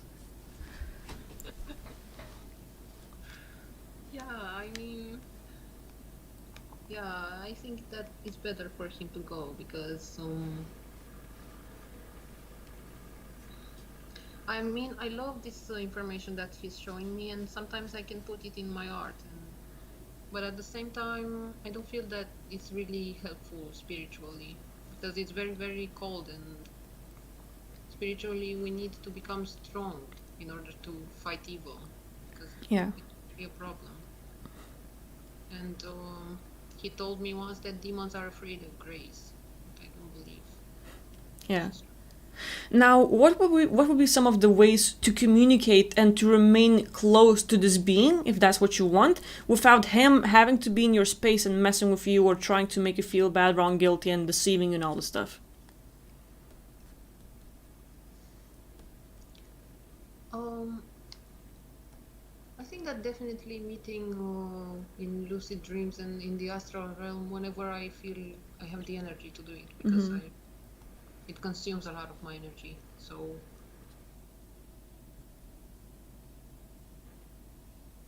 a realm somewhere or in the night sky or something more at distance. And I told them that I need angels in my space and not necessarily aliens. Yeah. All right.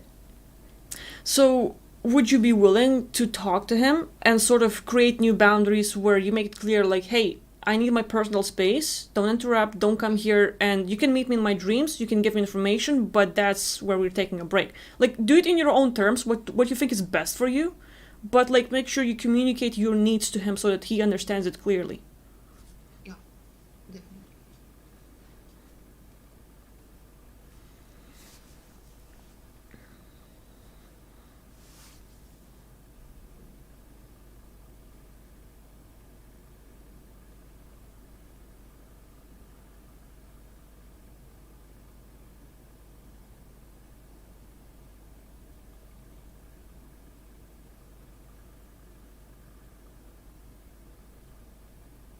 Yeah,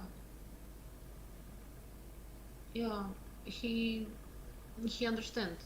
He understands that he has come too close, but he says that he wanted me to know that they exist. And this is why he's done that. Good. One thing that you could do, and that would be great, is if you could uh, be grateful or like thank him for like his approach and what he did, and acknowledge his efforts and what he did. Sort of like give him like, hey, thank you, like for all the work, and like as you're creating new boundaries, make sure that you like give him appreciation for what he's done, if that's what you think is appropriate for you as well. Yeah, yeah, yeah. Definitely.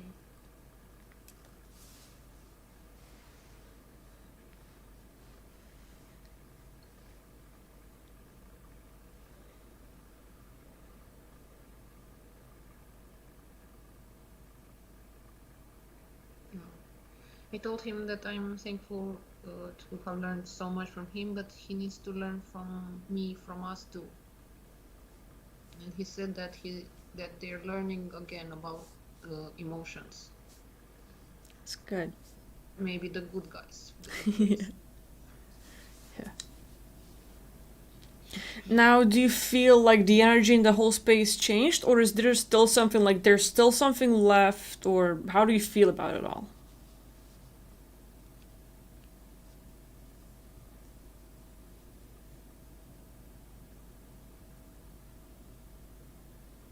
Well, that's the thing. Like, grays are super weird. Like, maybe this is how I perceive them. But now he's left, and he's left a box in a container with all sorts of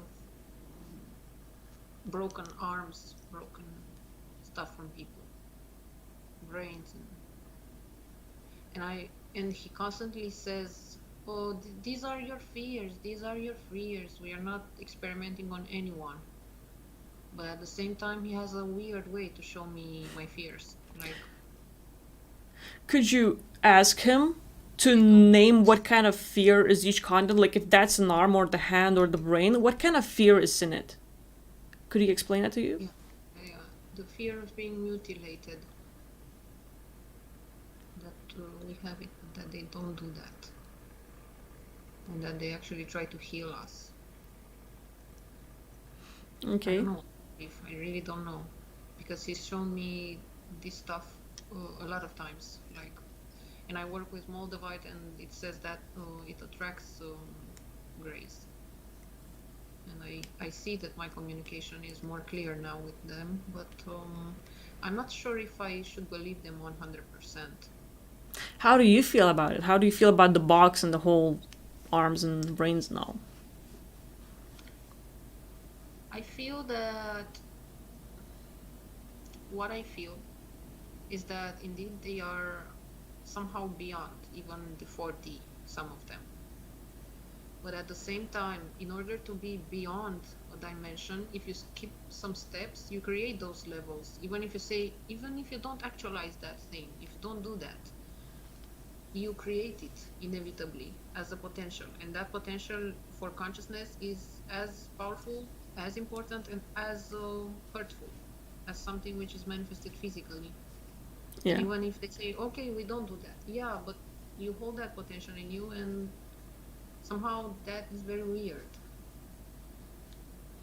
And even for us, oh God, this is very complex, because we're reaching that point where I believe that actually for consciousness, we are manifesting a lot of stuff, a lot of negative stuff also, and those negative aspects of us as well.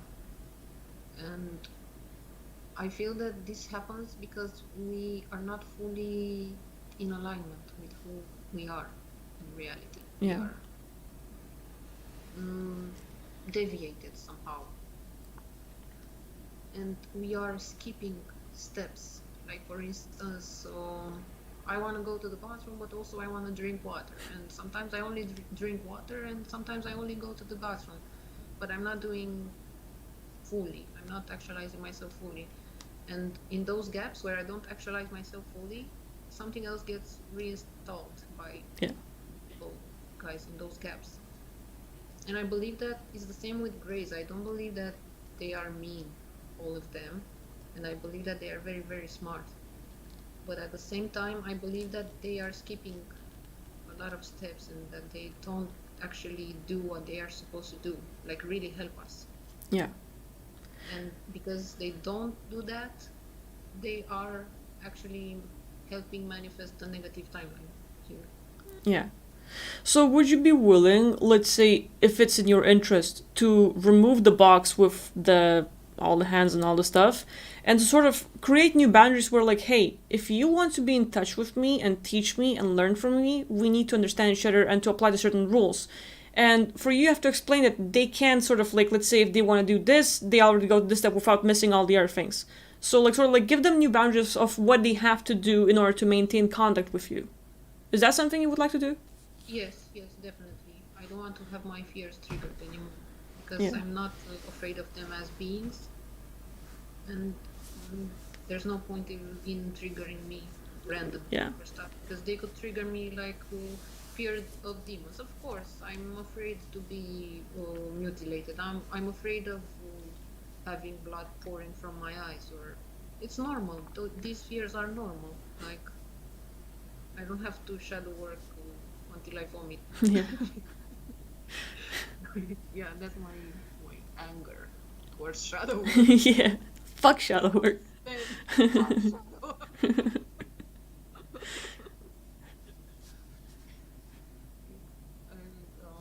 Yeah, I definitely that, like, not triggering me anymore. Like, they look the way they look. I can't say that they're the most beautiful beings in this universe, like those eyes, you know. But it's not like I can be indifferent towards them. Yeah, And truly interact when I need some information, and when they need some information, I can offer them, and it could be mental. that's good. Good. So when you scan your space, do you feel a difference and the stuff you felt before, is it gone or is it like finally clear? You know? It's good. I've seen his boss like coming and taking him. Um, no, it's just tiny entities, tiny stuff which I can manage. Like some I can ignore. Like it's not. I'm not that obsessed with having everything super clear Yeah. because I live in the center of the city, and there's an open. Pretty much. It's like a highway for them, right? Yeah, exactly. Yeah, yeah. So yeah, but the big stuff I feel it's clear. All right. So I guess we can move on to the next step, which would be for you to relax and look for all the parts you have lost in your life. Let's say that happiness, those like energy, the good emotions, the confidence, ability to find and get what you want, and all this stuff. Like those good things, personalities, energies, and all this stuff. Maybe fragments. You can either connect them and merge them back with you, or simply let them be, but sort of download the information, connect the energy, sort of like extend that, and just fill yourself with all that good stuff.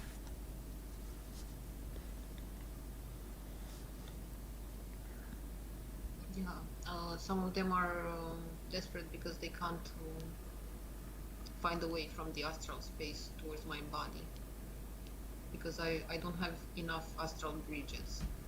Yeah. Would you like to, let's say, teleport them, or just make sure like they get out free or whatever? I am letting them come into my body organically. Like, Good. like without any algorithms. Good. Because I don't want entities to be attached to them and find my address. All right. And they can come either in dreams, either through different places, different triggers. I'm letting them come in their own pacing. That's good.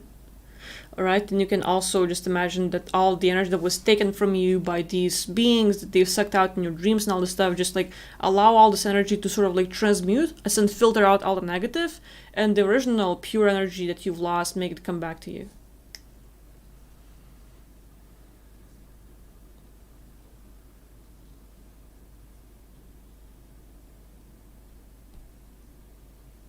Yeah, like that feeling that everything is in its right place. I've kind of lost that. Yeah. But I feel it now again. So thank you. That's good. All right, then with all the energy that you sort of like return to yourself, you can imagine that expanding like a supernova, just exploding and like sort of like shining everywhere. If you want that, like, you can sort of like just make sure like the whole space is just sort of blowing with all this good stuff.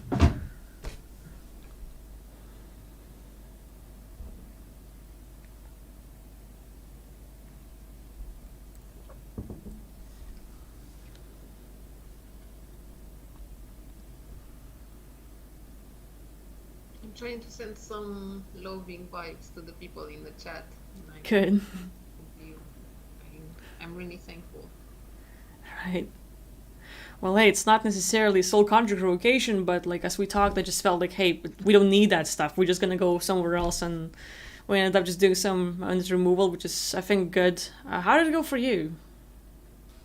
Very, very good. I mean, I feel more peaceful now, and that I'm surprised that I really spoke about everything, like in this tiny amount of time. Like, but I was desperate. In the beginning, I was desperate because I knew I had a lot of issues, and I had to talk about them in a more concentrated way. Because Yeah. I really needed to get to the bottom of it. And yeah, I think that it was that demon weird stuff. It's gone now. Oh, hey, I think you did great. So you can see them clearly. Like you look at it and like look throughout the house, and you can see them clearly. It's like I see them, but in the back of my mind, Mhm. not physically. Yeah. But it's weird because it's not like I'm imagining it either or Yeah. projecting. It's like it's a perception, I think. Yes. Yeah, it's weird somehow. And I started to see them when I started to revoke agreements. Like before I began revoking agreements, my mind was completely taken over. Makes sense. I had them in my mind. Like when I woke up, I heard Roxana. I was like, oh my god, another day. Shit. Oops. I was living in fear. Yeah. So you were able to get through that, like stop being like afraid of them and sort of just confront them, see them and all? Yeah. And I feel more like I was when I was a kid, because when I was a kid, I was fighting them in my dreams. Oh. Sometimes hugging them and transforming them and blah blah. But no, I'm not going to hug them unless I'm really, really protected and I have my shields with me. And I don't know. I feel that the worst thing that has postponed my progress, let's say, it was the shadow work and the group, of course. Like, Yeah. but no, I'm done with that. With that energy. Well, I think you did great. So, hey, it's like the usual thing where we do this sort of work to help ourselves, but as we're doing it, it's like a prisoner trying to escape from the prison, and the guards don't like that. And by that I mean like you're doing the work to help yourself, but there will be others who are like, oh shit, she's like trying to break free and like get full control of her life. And it's the usual where you might get a few days like, hey, you're doing great, you're winning, and like everything's changing. But keep in mind that some of the attacks might happen again, and not necessarily by the same beings, but there will be other forces interested in you. And now you sort of can give them a warning like, hey, I have tools to fight back, so be sure to either watch out or stop attacking in the first place. You know, sort of like you can give them a warning and a threat, but you know, be sure like, hey, it's up and down, up and down. It's a constant thing. So you're familiar with it, I guess, with the soul conjugation work and all. Yeah, definitely. I know, and I'm not imagining that from now on I won't be attacked. And it's going to be shiny, happy, shiny. And definitely, I'm going to be attacked. But now I know. I think that what we've done now, we brought myself to the place where I can be lucid and be myself beyond that level of attack. You know, Yeah, like I am anchored more than they are. You that's know. good. And even if they attack me right now, I can say, yeah, whatever, it's another attack. So I'm bored enough to not let this happen to me. Well done. I think it's a big step. Yeah, thank you so much. And You're I welcome. hope that I haven't taken too much energy from your. Nah, not at all. It's actually fun talking to people. It's like really interesting because like I haven't done this sort of thing before, and this sort of improvisation of where the work is gonna go was sort of the first. Because usually it's like, oh, I'm gonna work on you, or we're gonna do specific things, and everything sort of goes by the standards, and that's just like, oh, like on the flow, whatever happens. So this is sort of new, and at the same time, streaming it all is also new. So hey, who knows? Like we might do another one, huh? Yes, I would love to. I mean, definitely. If you want to have me again, I Sure. would be like, I think people will enjoy again. So like, you know, like we can take a few days, see how it all goes, see how you feel, yeah, and maybe in a week or two, like we'll see like how everything happens. We might have you on again and then do some more work. Just go from there. yes, definitely. Yeah, I would be super great. But at the same time, if you want to work with someone else, like I saw that Starseed has some issues with entities and stuff, and but I don't know if she can talk because she cannot talk on Yeah. the phone. but also John has some issues maybe. Yeah. Well, if we have our people like from our viewers who want to join me, like we might take them in as well. It's like it might become a new thing. Like every Saturday or like Sunday, we have a new person like Yeah. we're working with. Like who knows? Might be new Yeah, developments in the even channel. we can have also Zoom meetings maybe. Yeah, That totally. would be like yeah, and you know the Andrew Bart's show, the type of show like you have but I don't know if you want to do that. It's just an idea. Hmm. Like you stream and then callers come in. You know, they raise their hand on Zoom. You can have a few calls on a meeting. You know, Yeah, maybe totally. maybe get Rich to be with you and we can have calls like that. Now we're talking. Where Yeah, is that Rich, by the way? in another room, just working on stuff. Oh, okay, okay. I'm glad that he's living with you. Yeah, it's like he's happy as well. Like like looking at how things are going in America, it's like you're like this is so much better here. Yeah, I'm coming to in Lithuania. Great. Well, we have a room for you, Vina. Awesome. Awesome. All right, so I guess we can wrap it up for today, and then I don't know, like take a day or two and like write me an email or on Facebook and something, and we'll see how like what happens, and then we can go from there. Yeah, yeah, yeah, definitely. I will write you. I will stress you. Good, bring it. Right. Yeah, I'm curious about the dreams that I will be having tonight. And Yeah. first thing in the morning, I'm going to write them and write you an email. Good. Yeah, well, I'm looking forward to hearing from you then. Thank you. Thank you Right. so much. You're welcome. Thank Okay, then. everyone from the chat as well because they've been a support. Sure thing. Yeah. All right, then we're gonna wrap it up on Skype, and I think I'll continue the stream with some Q&A, and we're gonna go from there then. Okay, okay. Thank you, Albi. Okay then. Thanks. Bye-bye. Thank you. Bye. Good night. Okay, people. This was a new development. Let's see if my camera can work. There we go. I think you see me now. Hi, everyone. How are you doing? This is a bit different. Phew, I like that. I like that. That was like very different from the usual streams, but I think it's also interesting development.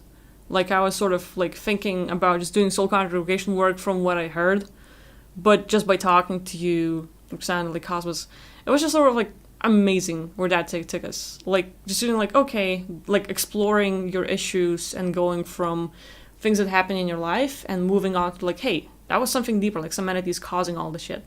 And the most fascinating work for me, or the most fascinating thing, is that each and every one of you can do it.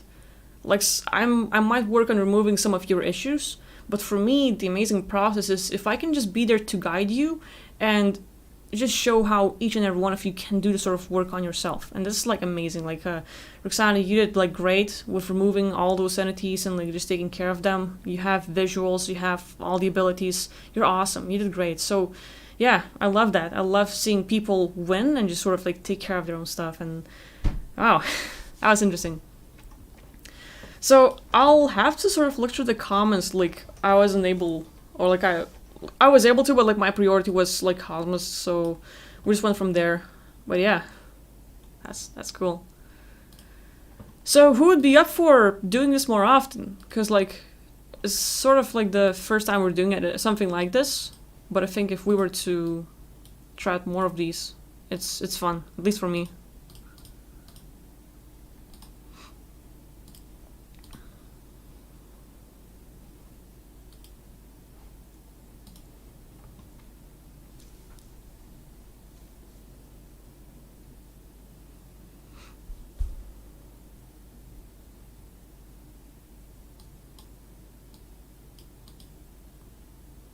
Wow, Gabriel is saying, Aquila wanted to tell you that I tried 2 scenarios related to my shoulder pain as a result of what you told me last time.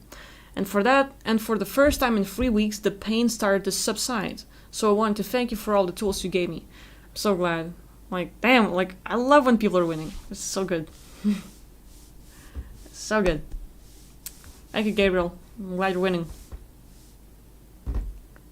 Yeah, Cosmos, you did great. Like, the whole process of you just sort of like coming in with all the trigger, like, and just like being charged and being able to just talk it all out, become aware of what's going on, look throughout your life, and just the process of you digesting everything and dealing with those problems. That was great. That was great. This is the magic, people. Like, just taking your time and working through it one little bit at a time.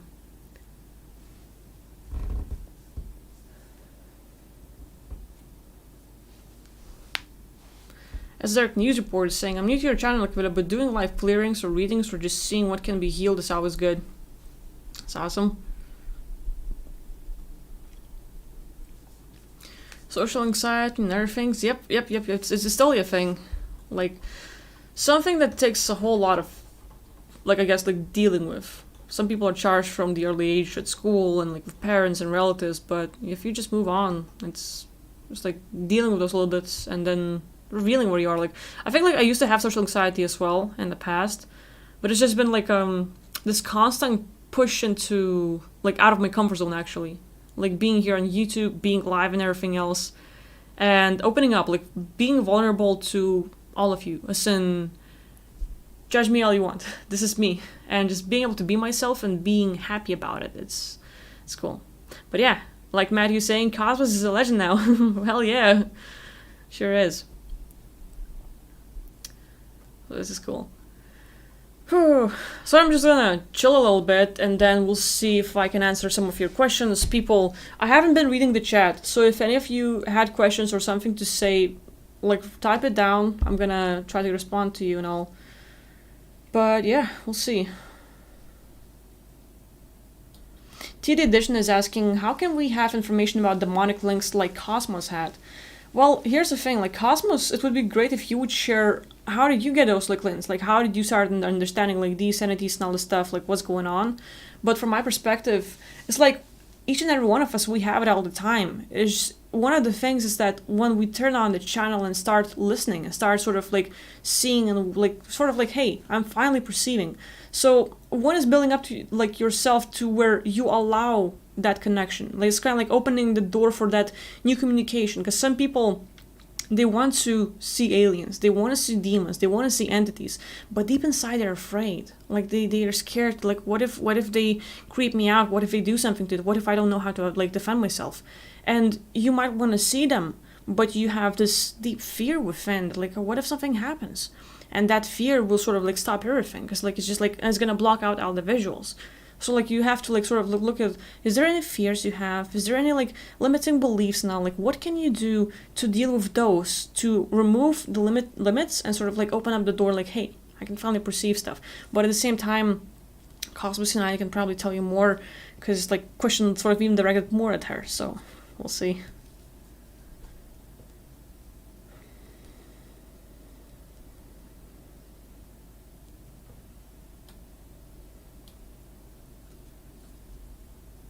Alex is saying, Cosmos was really great. She has the power to do all that by herself, but when dealing with so much stuff, sometimes it's really great to do it with someone else. It helps us stay focused. Great work. That's definitely a thing. Like, each and every one of you can do this work. Every one of you can work on yourself. Every one of you can get rid of all the blockages, entities, demons, and all that crap. It's the one thing, sometimes we are overloaded with so many issues and things that are happening that just having someone who will listen to us and who will sort of just be there, be curious about who we are and just question all that and allow us to sort of, like, look into things we have not paid attention to before. Like, sometimes the things are in the plain sight, but we don't consider them because there's so many things we're worried about or, like, considering and all this stuff. So, like, sometimes just having this little, let's say, a guide in your whole journey who's gonna, like, hey, what's this? What's that? What's there? And you look at that and you become aware of things you might have not seen before and all that.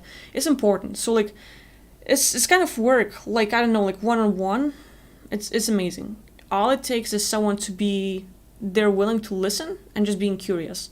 Like, for me, when listening, I really like to sort of, like, shut it all off. Not a single thought. Not even think about, like, what do I want to say and talk over things. It's no. Just, like, please talk. I just want to listen to you and hear your story. And when you're then talking, then I can come up with a question and just try to, like, pull out more of you and, like, have you talk all about it. So, like, it's amazing. Like, this is the part I love about the work. So, yeah, I started missing this sort of connection and this kind of work. Like, love it. Thank you, Cosmos. Like, you were great. You did awesome.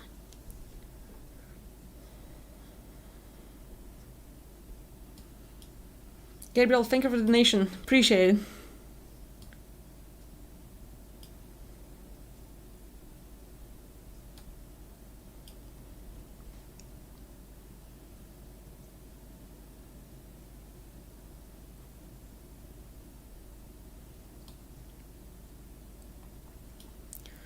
FazeBeast is asking, I have a question. Do some of these ETs choose a specific person to give information via dreams or minds? It really depends. Sometimes with these entities, aliens and other beings, imagine them being like bullies. And sometimes as we're going through life, the bully finds a victim. And sometimes the victim is like, yeah, I don't give a damn. And sort of like the bully sort of like stops having fun and all of a sudden like, it's not fun anymore. I'm gonna find someone else. So when a person is not reactive to their attacks, to their flow of information, for example, some ETs and entities and other beings will try to give information, but you either block it out or like, yeah, I don't care about all that. So like they might flow you with information, but you have other goals, other focuses, and you just don't care about that. And boom, you're done. But some people are more like willing to get information. People are willing to learn. People are willing to be open. But at the same time, some of us might have ways to see them, to hear them, to perceive them. And you might not see them, but you hear them and you're like, who's talking to me? And these entities, these aliens will be like, hey, this person out of hundreds of thousands can see us, they can hear us, and they get all excited because they finally found someone to talk to, someone to play with. And sometimes they might be beings that are hurt and trying to mess with us. Sometimes they're real assholes and they just want to bully us. And so, like they choose who to give the information just by those who's sort of like open to them. If you can hear them, if you can see them, it's all gonna go happen. If you're sort of willing to sort of like perceive all that and you're being aware of the information given to you, you're gonna have it coming in. But some people are like, yeah, I want it happening, but they're blocking every possibility of belief change and all this stuff, and it's gonna sort of close up and all. So there's a lot to it.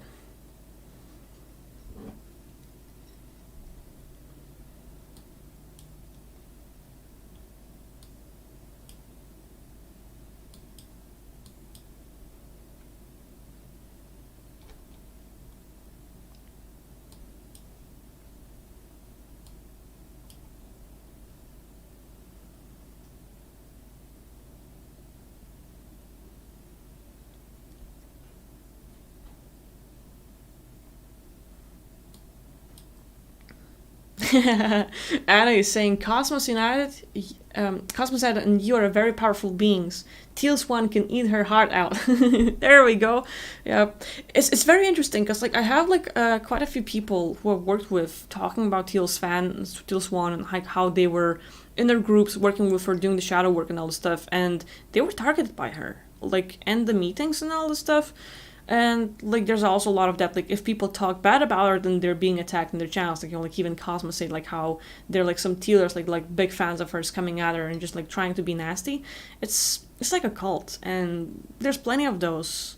So like it's really good just being aware of like, hey, it doesn't matter what they think or what's going on. You know about yourself and you know your values, what you want in life, and you're just going after that. Like it's like I really like the quote where people who are successful will not have time to judge you or talk bad about you. And I'm like, this is exactly the thing. Like I might have had like a lot of stuff happen to me, but I'm so willing to work on myself and all those things that just like looking at someone and judging them like, hey, you're not good or like whatever, like I don't even want that. Like like, no, I'm busy with my own stuff. Like like do whatever you want. Like so there's a lot of that stuff.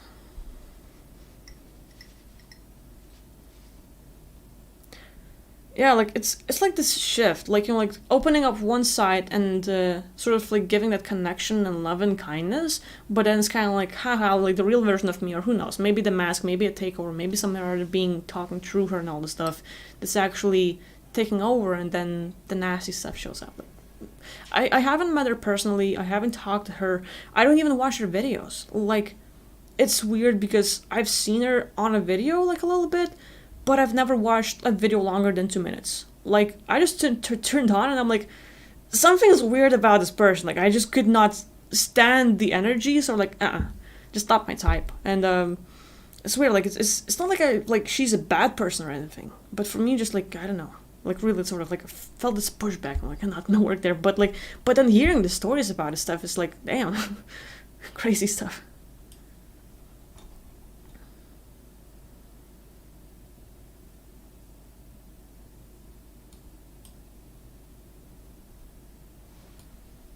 Also, Cosmos is sharing a technique for seeing those beings. Like, basically, when you look at something, ask yourself, what does this look like? And if you come up with some weird imagery, you can see an entity behind you, your perception distortion. So, there we go. That's a good one.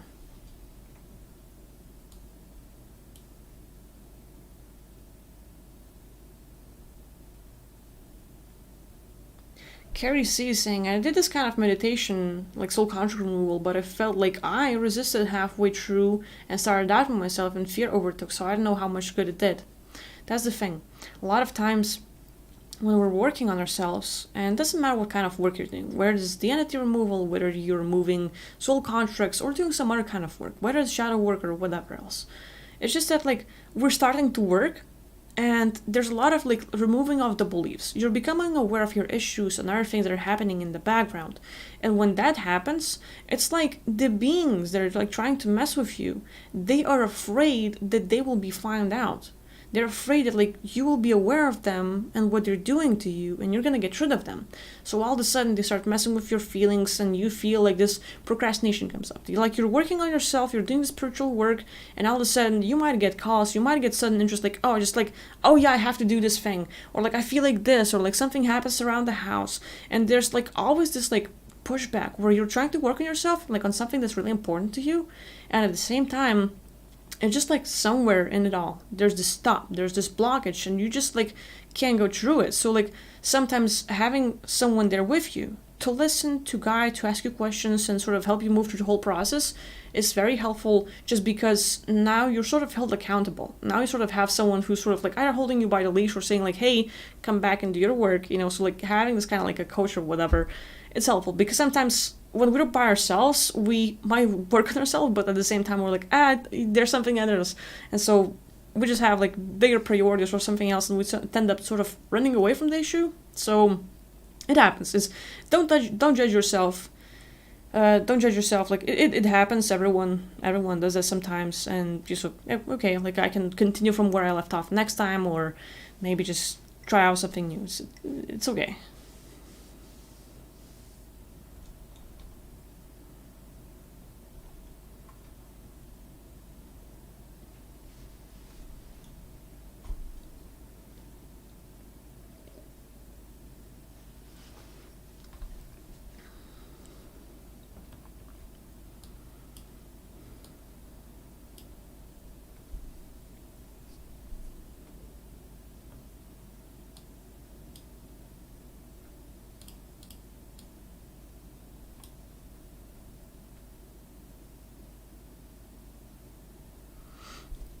Alex is asking, any idea what's an underlying issue with feeling extremely ungrounded and exposed and feeling fear all of a sudden when trying to track hierarchies and working outside of our bodies, etc.? Yeah, it's pretty much a thing where you might want to remove these entities, and maybe you're getting out of body or you're doing some work and you're trying to track the whole hierarchy or trying to work on the bigger goons, so to speak. And when that happens, you're in the middle of the whole process. And those beings are aware, like, oh, we've been spotted, we've been seen, Houston, we have a problem, So now that they know that you're onto them, they're afraid, and they will either try to fight back by trying to push in the body, by trying to implant thoughts and distract you, or they will try to run away. So it's like it becomes a constant chase. For example, some beings tend to jump from one realm to another, become invisible, merge with the surroundings, where you're scanning the space and like there's nothing there. And literally the being became nothing in there, so like you have to like sort of like turn on the invisibility cloaks and other things. But the whole thing with underlying issue with feeling extremely ungrounded and exposed and feeling fear, it's literally because they're trying to play the emotions to discourage you. Like we are some beings who are giving into our emotions quite a bit. If they can control us, if they can attack us, they're gonna project those feelings. And we know that for the fear, for the anxiety, for the stress and other things, we give into that. So when that happens, it's like, hey, they're attacking us, they're messing with us, and I'm aware I'm being attacked, and I'm gonna go forward and I'm gonna go through it. It's like when some people are trying to get out of body and they're gonna get these massive vibrations and sounds and everything else. It's like just too much. It feels like we're dying sometimes. But literally is that process of just trying to confront it and go through it, that, like, you know, like, it feels like you're gonna die, but you're gonna, like, I'm gonna do it. And you confront that fear. And literally, those feelings are just them trying to push stuff at you, just trying to discourage you, just trying to sort of like turn around and go back. And that's all they can do. They can't stop you. They can't really mess with you that much because you're freaking powerful. And all they can do is try to play with your emotions and your own thoughts and other things. So I would say like you're just being attacked. They're like trying to deceive you or like have you refocus. So like when they're attacking you and you're feeling this fear, I would say like try confronting it. Try confronting it and just going through with it and just like keep on trying to track them or deal with those people.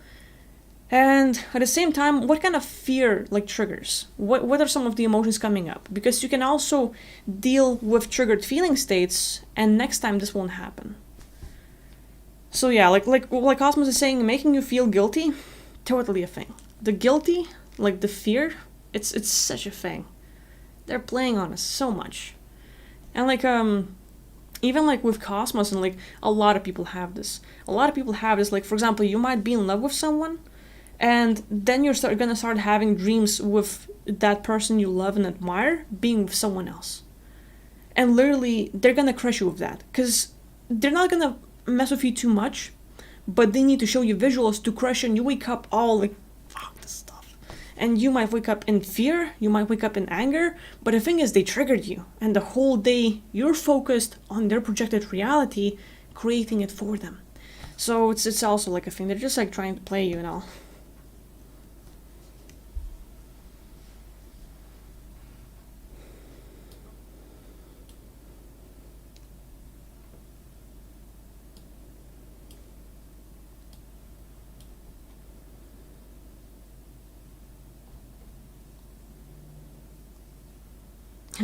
Cosmo saying that like I and Richard are like celebrities and all.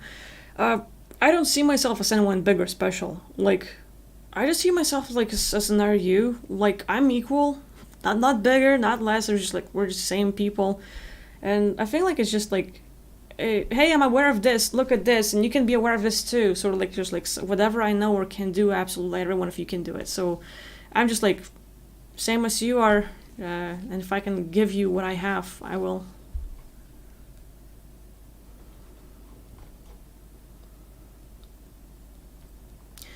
Fiji DL is asking, how do I know if my anxiety is caused by entities or not? I would look at the triggers. What are some of the triggers? Where is it coming from? Like, what happens throughout the day, the moments? How were you feeling before? Because a lot of times, these entities, they will try to mess with you to get the loose, to get the negative energy to sort of like drain you and all this stuff. And a lot of times when the anxiety comes over, like, how often does it happen? Are you always anxious and like stressed and maybe afraid or focused on the negative? Because they like to play with us all the time. And the thing is, like, our natural state, we're not in this fear band. We're not afraid. We're not feeling guilt or anything. The natural state is like, and you have this sort of freedom and calmness and peace and this power of, and like, where, you know, like, no one can hurt me. That should be the natural state for everyone. But a lot of us are being messed with, because if you would live in that state, they could not trigger you. They could not mess with you, and at the same time, the way you would interact with the world and yourself and others, it would just be different. Just imagine the whole world, everyone respecting each other, everyone being tolerant, everyone saying like, hey, we might have a different opinion, but that's okay. I still like you. Let's go do something together, instead of fighting each other and all this stuff. So, it's definitely a thing. And I would just sort of explore like, where does your anxiety come from? How do you feel? Where do you feel it in your body? Is it in your body or your space?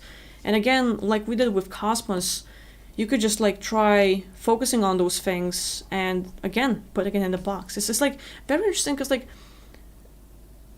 focusing on like, hey, we're gonna do like soul contract revocation or something else. I was amazed and like I'm really glad I didn't do it. I'm really glad we just shifted into entity removal and just sort of like went with like improvisation. Let's just go there, and from there, just like looking at possible entities, it's amazing. So I would say like look to your issue, like each and every one of you can do that. Like if you have some stuff coming up, you don't have to see it, you don't have to hear it. If you do, that's great. But if you can't see on any of that, if you can't hear it, look at your negative issues, like personalities you had that you might not like. Some of the, let's say, feeling states that are like sort of annoying you. And imagine just putting all that in the box, disconnecting it, so like from yourself, cutting off all the cords, just putting it in the box and sending it off the galactic core, and you get rid of it, and like boom, you're free. And like at the same time, everything that you lost or the whole thing's messing with you, just imagine your energy coming back. And sort of like it's just a little work, like messing with energies and all this stuff, but you get back. Like you get like you win. That's cool.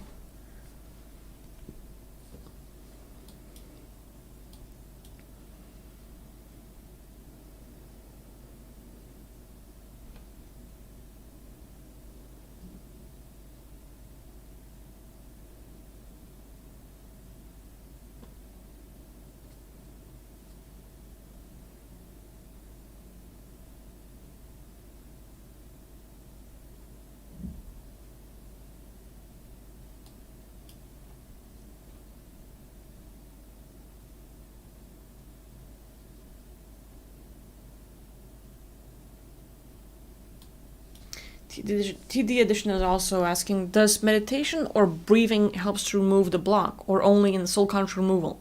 Now, no, regarding only soul contract removal. Soul contract removal is just one out of billion and trillion tools you can have. Soul contract is just like one tool, like, hey, you can use this. You can use a pencil, you can use a pen, you can use something else. Your choice. And like, let's say soul contract is just like just a little bit, just a little tip of the massive iceberg. And actually there's billions of tools. Meditation, breath work, it does help. It like really depends how you apply it. But like even this whole breathing, just by breathing, your whole sense of who you are and how you feel, it changes.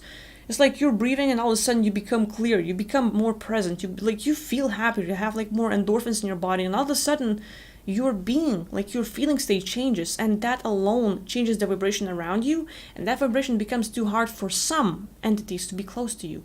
Like literally, there is the extension of how much some of the work like helps or not. For example, like shadow work can do so much, soul contract work can do so much, this work can do so much, but you try out various techniques and now you can cover a massive amount. So for example, with breath work, you feel much better, your vibration changes, and even like literally you can sort of even imagine every time you breathe and every time you breathe out, you clear out entities from your space. So like, and I'm sorry for blowing into the mic, but literally with the whole breath work, you can just sort of like imagine just like coming up, gathering all those entities and just like blowing them out of your system. Boom. Like literally, if you can like just sort of think of more creative process, combine them, and all of a sudden, you know, it's different. So yeah, meditation, breath work, and all the other things does work. Like soul contract tool is just like one tool. Don't think that it's like the only tool or anything else. No, just like just a little bit.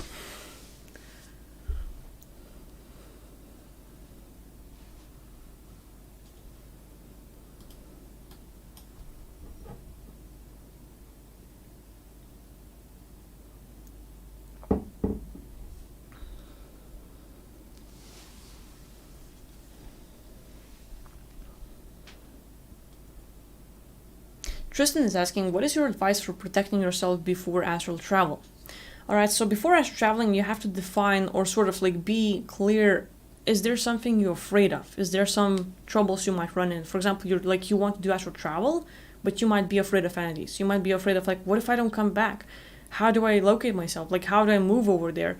And so before you do this work, you have to sort of like define some of the fears you might have, some of the issues you might confront. And like you just look at all the possibilities and of the things, like what is it that you might be afraid of or like stressed about? What do you need protection from? And as you're scanning all that, you're like, oh, okay, like I'm afraid of entities, or like I don't want to meet them, I don't know how to fight them, I don't want this and this and this. And once you become clear, then you're like, okay, so what do I do about each and every one of those things? For the entities, for example, like okay, before you are trying astral projection or getting out of body, you have to realize that your mind, your creativity, your visuals, your imagination, they're freaking powerful tools.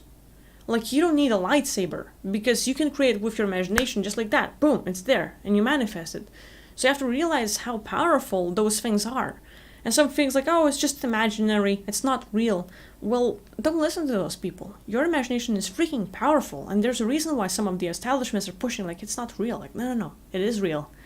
And having all those powers, like if you realize how powerful it is for you just to sort of like imagine a gun and trying to shoot from it, or like imagining what if that bench just turned into a couch, and you sort of like you can sort of visualize it or sort of like get the picture, but it happens.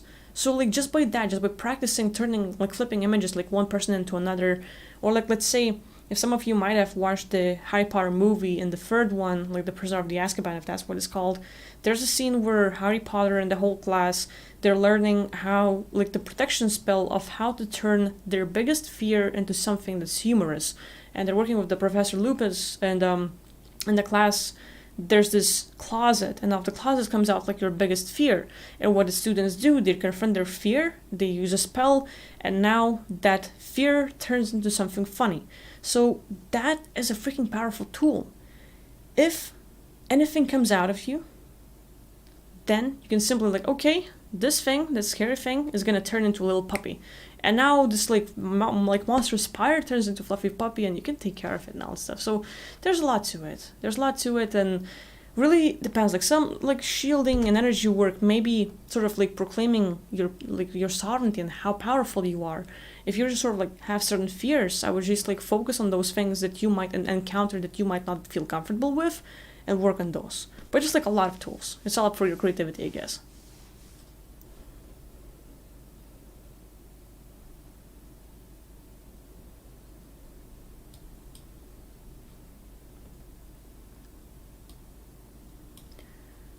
Reestablish asking, can I book a session?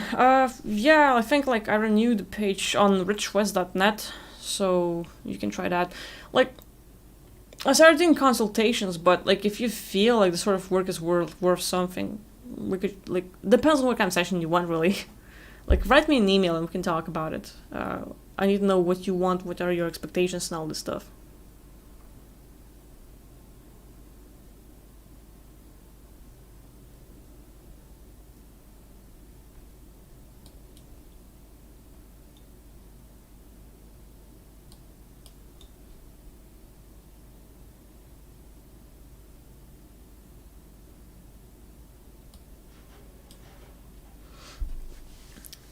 Gabriel also gave me another 100 on. Holy cow.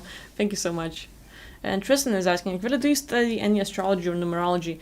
Not really. Like, I've looked into the numerology a little bit, like the life path number, if that's what it's called, and some of the like repetitive numbers and other things, sort of just to get a better picture. But for me, it's not like a major thing in life where like by numbers I will see reality or other things. So it's not that much of a thing.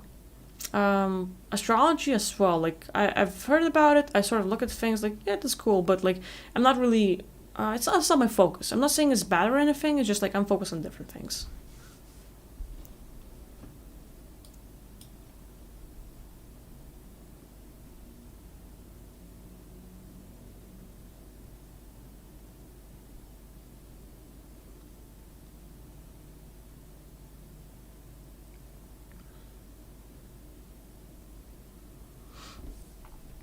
Esoteric News Report is saying, I wonder if all this business of humans having spirits or anti-attachment started with eons. I'm going 50-50. Like, Cameron Day's theory and, like, the way he explains it is actually profound. Like, there's a lot to it. But I have met beings in similar cases before that. Like, traveling, let's say, in the fourth dimension, fifth dimension, and other things. Like, there are places where that same stuff is happening. There are places where like other people might have entities. So like really there's a lot that has to do with our belief system and what kind of world we're manifesting. So there's plenty of places that does not have a single entity. So, like not a single place where there's entity attachments, ghosts or other things, and people just live like that. So that's cool.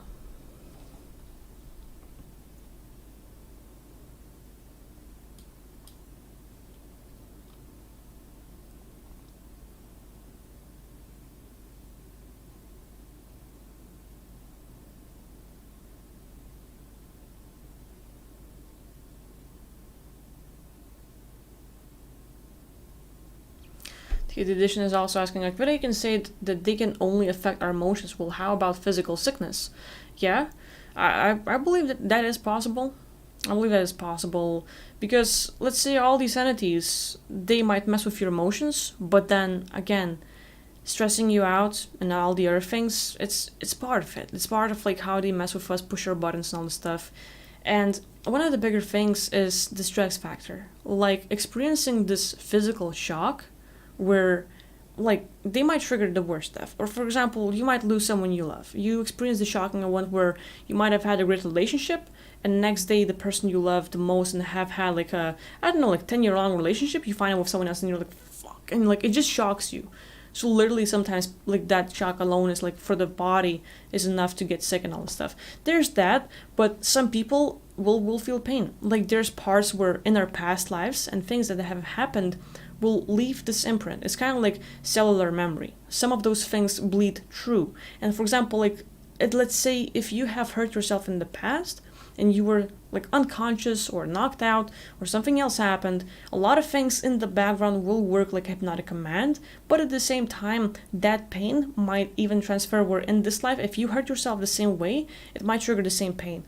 So there are like a lot of those things. Like entities is just a little part of it. There's a whole lot more that will cause it. Like they can cause it. Let's say entity getting into your astral body and attaching, and because your astral body is kind of like your second body and like very close connection to your physical body, that can also affect your physical body. For example, like them tightening up your body, sucking out your energy and other things, it's part of it. Yeah.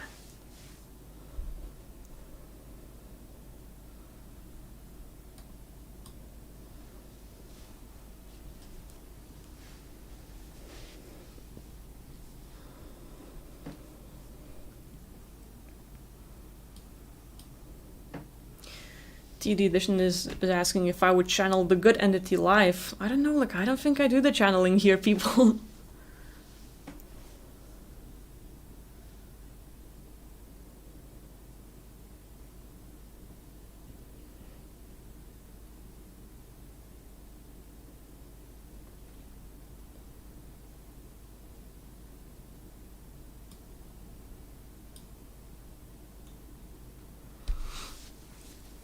Tristan Steven is asking, what is it that makes people attack you when you're trying to tell them how powerful they are? Oh, there we go. Part of it is like sometimes people reject something they can't confront or something that might change their belief system. For example, some people have lived as victims or someone like who's hurt for years. This is like their comfort zone. I am a victim, I am this, and they're basically living in this state of being hurt, and this is their life. I'm hurt, and prove it, like prove me wrong and all this stuff. And now you come and they're like, hey, you don't need someone to save you, you can do it all yourself. And they will reject that information because their whole life they lived like, I'm a victim, I need help. Like you're just like trying to change their belief system. They're not accepting it that easily. It's like people are talking about, well, Trump's the winner, Trump is the good guy, and like, no, Biden is my hero and all this stuff. So like we'll have different opinions and all this stuff, but it's totally a thing. So like some people, just by trying to tell them that they're powerful, you're changing their belief system. It's like really challenging that for some. Others, they might have things in their space that will try to reject that thought. Imagine an entity who's like, hey, don't tell them that, I'm controlling this person, come on, quiet. And they're gonna be like, they're gonna try to mess with you and control the person with making them aggravated, making them react weirdly, and they're gonna attack you. Because the entities don't want the person knowing that, hey, the person can get rid of the entities. The person can be free of all the crap. And all of a sudden, the person will be attacked, and like the entities will work through the person to attack you, so that these guys that starts controlling the person could actually stay in the background and stay alive now. So just like a lot of reasons, but like definitely like this whole thing of just trying to help people and like, hey, you're powerful, you're your own boss, you can do it all, and all of a sudden they come at you. There's a reason for that.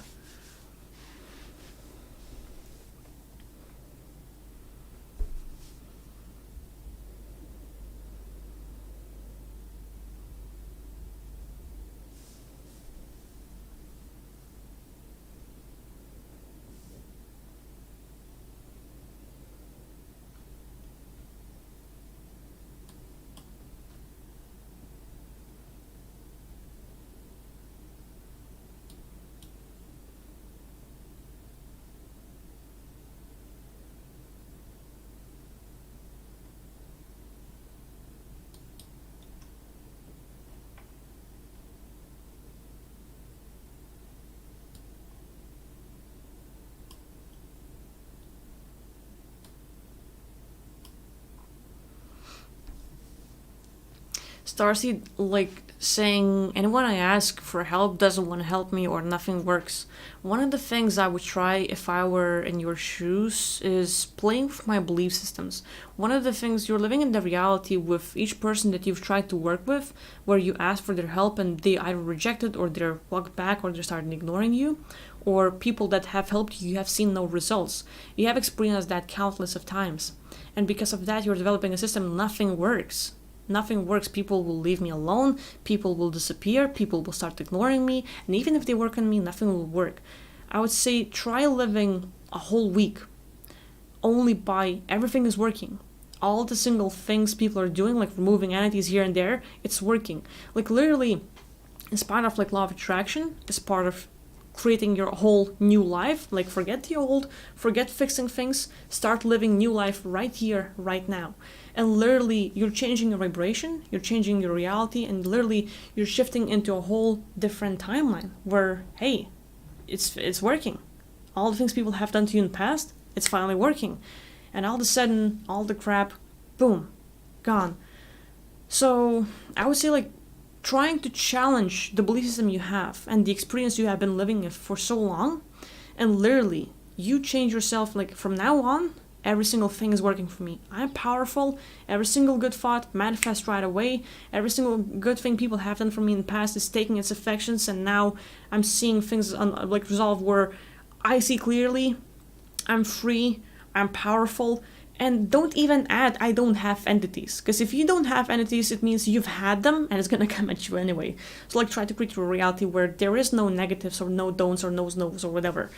And I would say like challenge yourself, like literally a day, 2 days, a week, living only in like massively like, hey, I'm clear, everything's working and all this stuff. And literally these entities will see you shift and they won't be affecting you too much. Because like if you constantly experience a reality where you're getting no help and also nothing works, you're just gonna keep reinforcing the same old reality.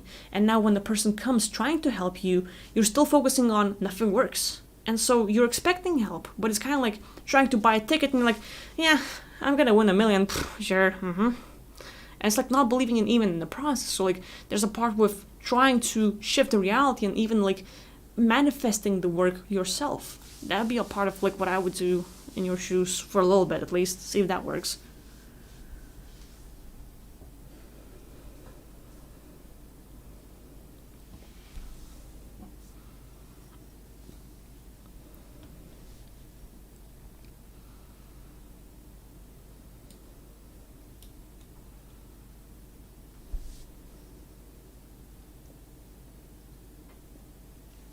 Uh-oh, my tea is cold and I'm out of tea anyway. No.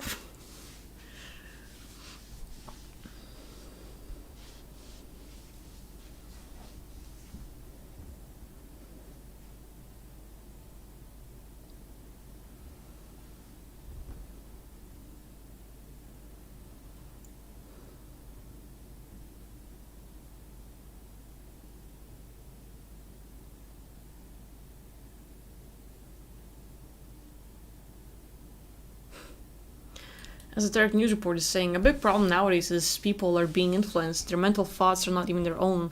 You suggest entity removal, and most people think you're crazy, yet pay for the therapy and take pills and a better solution. Energetic lyrics should be down as often as taking showers. There we go, yeah. And the thing is, like, with the whole energy clearing, it's a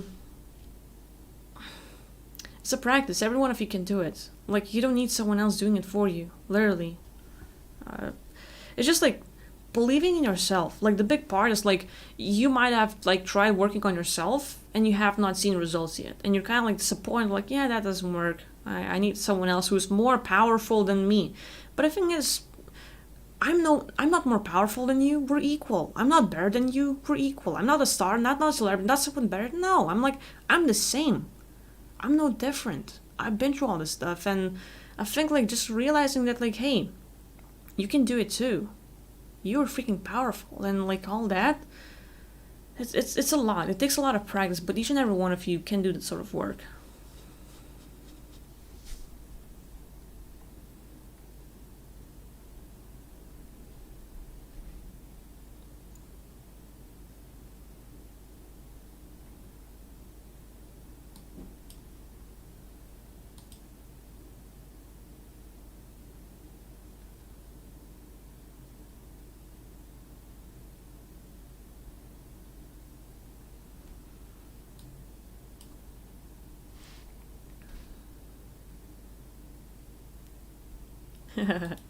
Tristan is saying, I don't care, I'll wear my witch hat in public and sip my herbal tea while with crystals in my pocket. There we go.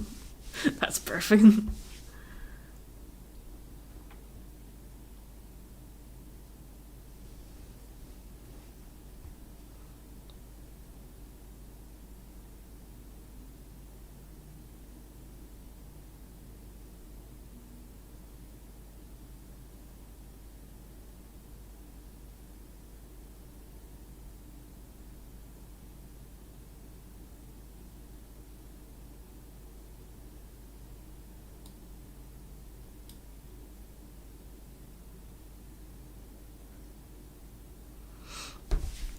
Tristan is saying, I don't have real fears. I feel strong and powerful, but everyone talks about these entities invading their space. And by that, I also want to focus on like one of the comments I got. I think it was like from I don't remember the name exactly right now, but like in one of the comments, a person was like mentioning how some of my work and what I'm talking about is also reinforcing these beliefs of like, hey, you have entities and all this stuff. So here's the thing. I don't want to say that everything I'm talking about is right and is true and is the only thing and believe me, all this stuff like that. No. What I'm sharing is my own perspective and my own beliefs, my own experience. I'm not trying to make you believe what I'm believing. I'm not trying to prove anything. Far from that. No. It's like a lot of people in life, even if I'm not existing, they can see entities. They can hear them. They can talk to them. They experience all that stuff. And a lot of them end up in a nut house. Because when they talk about it in the public, they're not understood. And having the ability to see them, perceive them, and actually, hey, you have entities. You can remove them from your space. You don't have to suffer. And seeing people do that for themselves, it's amazing when they get clear. It's amazing when it's just like a visual process. Your thoughts, you focus on things, and boom, you're clear from that. And the whole schizophrenia or like shifting like different personalities and all this stuff, you get rid of it and you're clear. And all of a sudden, at least for a few days, for a while, you're clear and you're feeling much better. You're more grounded. You're feeling like, as if I don't have that weight on my shoulder anymore. So like, I'm not trying to prove anything. I'm not trying to say like, you have to work on yourself. You constantly have to remove entities. No, there's plenty of physical things you can do on yourself. Like when I look at some people, and I keep mentioning them, but like let's say Gary Vee, Tony Robinson, like let's say Wim Hof, and just plenty of people that are working on themselves in the physical daily. I doubt that they see entities. I doubt that they actually perceive them and all this stuff. But the things they do physically every single day makes their life better. And that's the truth. Like sometimes you don't have to focus on entities. Sometimes you can focus like, hey, I need to win in life. And you choose what's best for you. Your own journey. It doesn't matter. Like each person has their own different standards. And that's cool. And your whole life does not have anything to do with archons or entities or other beings. It's cool if you don't live that life. And that's great. But at the same time, for people that are living it, for some of them, it's a nightmare. For some of them, it's like, they're suffering because they're experiencing all that and they have no one to talk to. And if they're trying to talk about it out loud, they're going to end up in a nut house or people are going to think they're crazy. And that's where I want to come in. I want to be there for people who actually can perceive them, and I want to help them get rid of them because I want to believe you. It doesn't matter what's going on in your world. I want to believe you and be there for you because I lived that life where people didn't believe me. And it's hard. It's hard sort of like, hey, I see stuff. Like, I'm not, like, trying to imagine them and manifest it. I'm not trying to, like, create all that. It's just there. Like, what do I do about it? And, like, when I talk to people, they're like, stop imagining things. And I'm like, but I'm not. Like, it's just there. Come on. It's like, Mom, it's touching you. like literally things like that. And, like, it's just, like, something to live with. And there's plenty of people like that. Plenty of people who can see that stuff, who can perceive it, who might not even see or hear, but they can feel it and all this stuff. They experience it, like, emotionally or in their life. And they're wondering, like, why is this happening? Why is that happening? And sometimes we can solve it all with this physical changes and, like, achieving something in life and going for things. But sometimes it's like if you were aware of some of those issues, if you were aware of some of the things happening and simply like, hey, your imagination is freaking powerful. And boom, you can change all that. So, like, I don't want you to believe everything I say. Question me, please. Question me. Doubt me. Find your own truth. Find what's best for you. I'm just sharing what I'm seeing, and I want to be there for you if I can. And that's my thing. Like, I don't want to be like, I know it all. I don't. Far from it. It's just like, hey, I have this little perspective. Listen, And like my perspective can change, my beliefs can change at any point in time, and that's okay with me. Like I'm far from perfect. I'm never gonna get there, I guess. But like I just like I don't know. I have my own reality. I share my experience. If people can relate, great. If I can do something for people, great. But I'm not just trying to be a hero or whatever. Like it would be cool, but like yeah, far from that. So yeah, like it's just like I don't know. You don't have to spend your life removing entities. Like for people saying like, "Hey, I'm strong and powerful," people keep talking about entities. Well, if those things sort of trigger you, don't listen to them. Like focus on your own life, what you're doing, and all this stuff, and you can do it all. You don't have to live your life focusing on entities, archons, or anyone else. It's just like find what's best for you. Find what's empowering you, what's fitting your reality and belief system, and just go with that. Do what's best for you.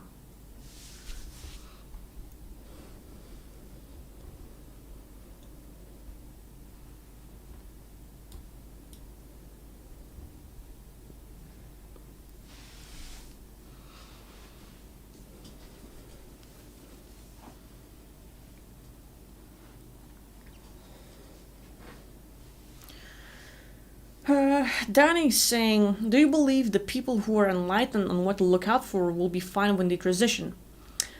Well, here's the thing. I would say 50-50. Like, we might know things right now, and we're like, yeah, let's go, and we deal with it all. Cool. But it's kind of like um, taking a candy from a kid. These beings, they can tell us the worst stories. They can tell us stories and we buy them. They will try to deceive us, they will try to act it out and all this stuff. If we are enlightened, let's say we are aware, like, hey, they're trying to mess with us, and you become aware of those things and you can avoid it. But for how long? Like, how long can you avoid all those traps? How long do you know, like, hey, these people are not good for you or they're good for you and all this stuff? It's sketchy. So I would say 50-50. Like, some people who have no idea about what's going on in the world, who don't see entities, who have no idea about the Archons or the Matrix, they can leave and they will not necessarily reincarnate. They will not necessarily like be trapped. Like literally, they can be free and move on and get away. And some people who are enlightened and know it all, they too might be trapped. I'm not trying to scare you, but I don't want to make it look like you're special and you can you're chosen one. Like it's not like that. It's like literally, how aware are you of things and can you protect yourself? And literally, if you know who you are, like if you know your capabilities, like how powerful your visuals, your creativity, your mind is, you can manifest everything, and that alone is enough for beings to know, like, hey, don't mess with that person because they can mess with you back. So find someone else. And so like they won't touch you. I think like a lot has to do with how aware you are, like just your whole presence change with how you live, because all of a sudden you're more like chill. Like you might be stressed out, but when you're like, hey, I'm actually powerful, I know how to deal with these beings, and the whole feeling of your life, the whole like sort of like just the current mood, and it's kind of like permanent change. Like it changed for a while, like damn, you know your place, and that's strong. So I would say like there's both possibilities. People who don't know jack shit will be free as well. Does not necessarily mean that like everyone that does not know crap or like they're sheeps or they're ignorant. Like it does not matter. They will be free.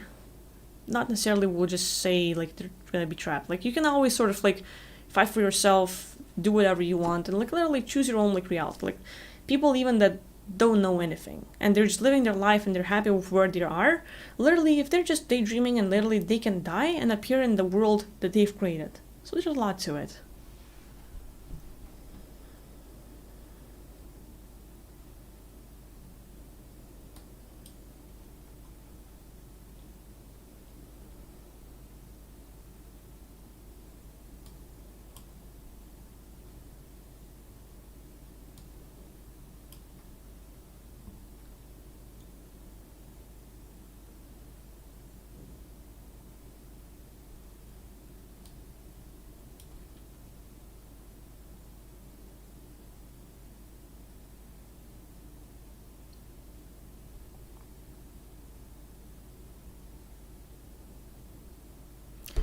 "5D consciousness is saying that I'm full of shit, that I don't understand astral projection, and the soul contracts are nonsense from the new age that does not exist, and all that stuff."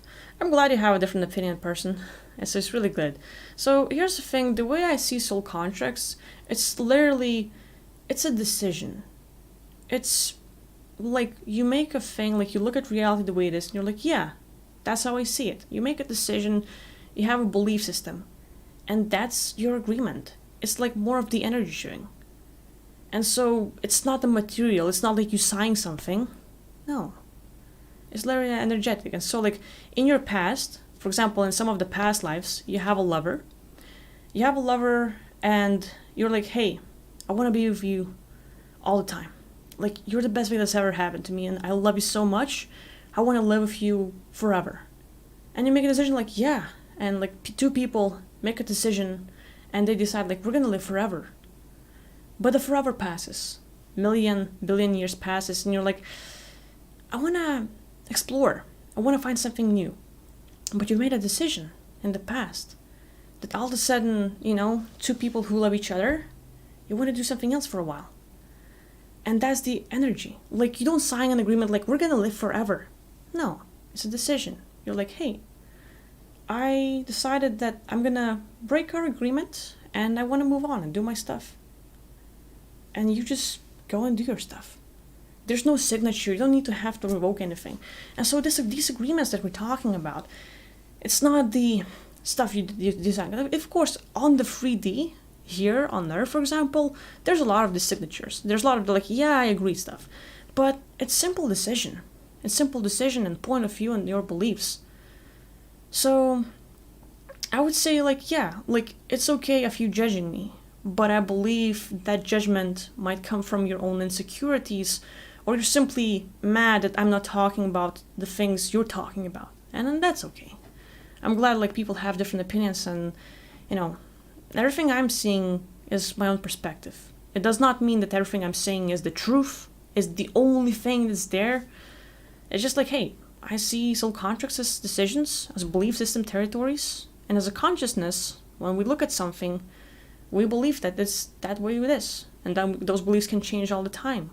It's like you might decide, like, hey, when I get on Earth, I'm gonna do this thing, and then you get here like, I don't like it. Change of plans. I revoke my agreements, or like I revoke this sort of stuff. I change my beliefs, and you live differently. So, yeah, that's okay.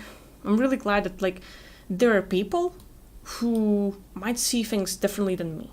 And even if you come at me like, Kvita, you don't know jack shit, like, shut the fuck up and all stuff, I'm okay. That's good. Like, I'm really glad that I've came to this place.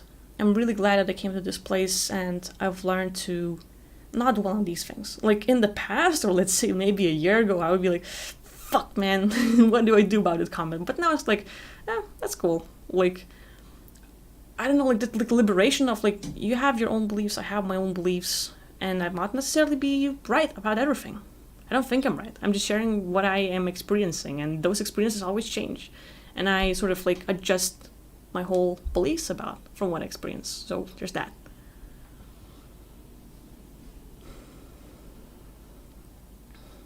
Cosmos United, I have a question.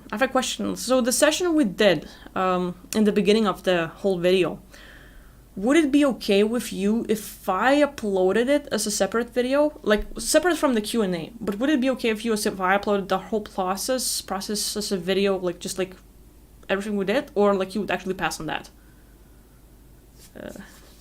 I think like some people who watch might benefit sort of like from listening to you. One is by feeling and like relating to your story, but at the same time maybe following some of the work you did and actually getting better and all stuff. But it's up to you. Like, even if you want to, I can sort of remove the live stream if you feel like I'm uncomfortable and all that stuff. So you let me know.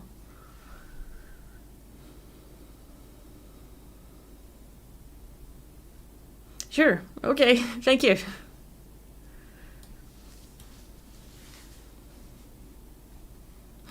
Thank you. Appreciate it.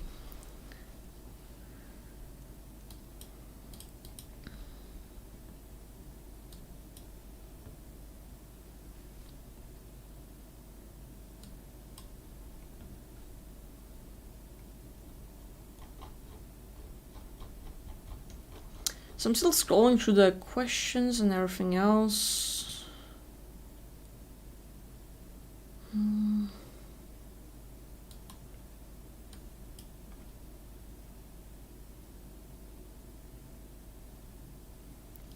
Floss Machine.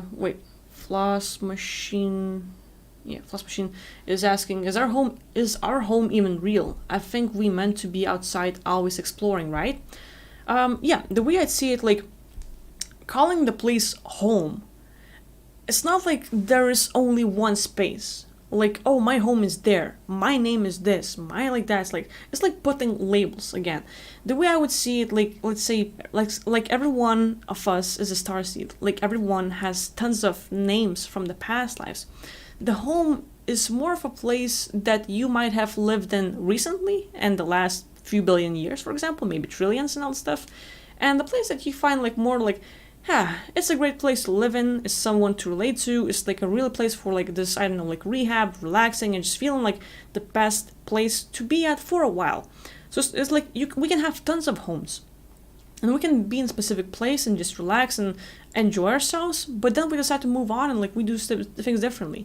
And even on your journeys forward, you might find another place where you are really having this like profound experience, where you might like learn something, where you might have fun and other things. So like there's a lot that you can experience and have fun and call that place home.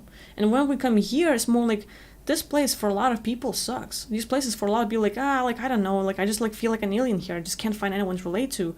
No matter where I am, like I'm still looking for myself.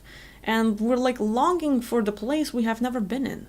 But at the same time, you have been there. You have been in places that you can relate to where you had fun and all this stuff. So it's definitely a thing, but it's not like we have only one place. Like allow it to be variety. There are tons of places we can call home that we relate to, that we feel better at, where we had better experiences, and that's like, that's my sort of grounding place. This is like a place I'm gonna come back to, and that's kind of like home location. But there's plenty of those, and at the same time, it does not mean that we always have to go back there. Like you might have your fun game to play on the PC, or like some fun activity to do, or some movie to watch. And it's kind of like a comfort zone. It's kind of like your home where you're gonna come and ground. Like maybe Matrix, maybe some other thing. You're like, oh, this is my favorite stuff. Every time you eat a chocolate or some chips, or like maybe you're eating ice cream, maybe you're drinking something else. For me, I like water. I drink like this water. Show off, right? But yeah, like I like my water, and like that's kind of like my home, so to speak. But there's like tons of things we can like. So I see it like that. Like we can always explore and enjoy our experiences, and like it can be a massive variety, but also leave a space for a place that you might visit once in a while if you feel like it. So there's that.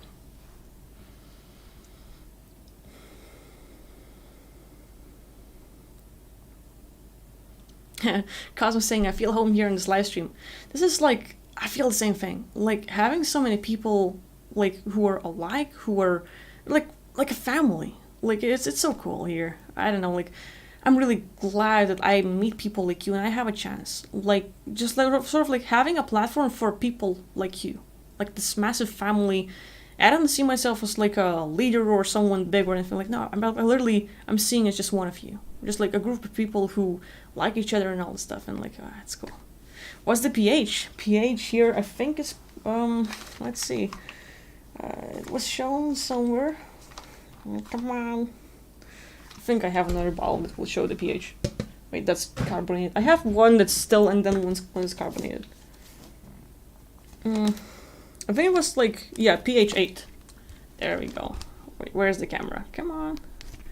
It's gonna be there. Can you see it? Yeah. Does this one have it? Should be the same. This one doesn't have a heart. Whatever. I'm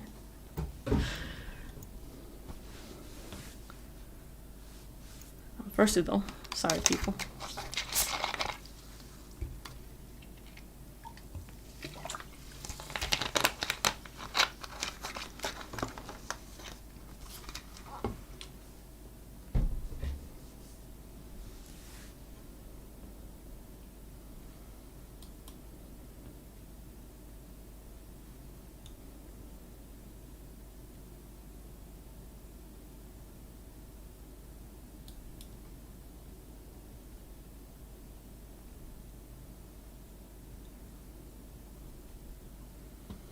So again, I'm like slowly scrolling down through the chat, just seeing what people are talking about and if there's any questions I can answer. But at the same time, I think I'll be wrapping it up soon. Like we've been up for 3 hours, maybe a bit longer if we consider the last one.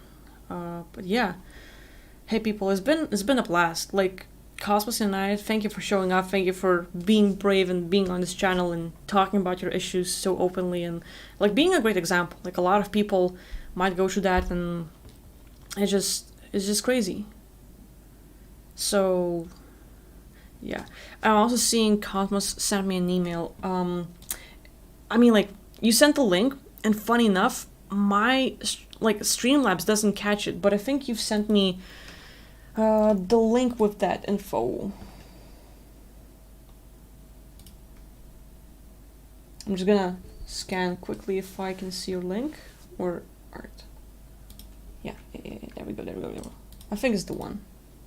Let's show off our dear Roxanda. Let's check it out, check it out. Hold on, wonderful people. We're gonna check out some art. There we go. Yeah. Cosmos United is the person who's great at art. So check it out. Wait. I'm not even showing this. There we go. Yeah, people, check it out. This stuff. There who do about art. Check this out on Facebook. There's a lot of awesome art. There's a whole lot of you could.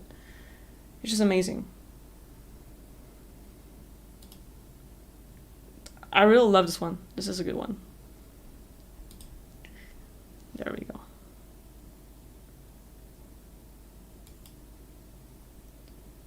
Ooh, that's a cool one too. So people, if you want to check this art out, look at these goodies. Go to Cosmos United on Facebook. She has a lot of good art.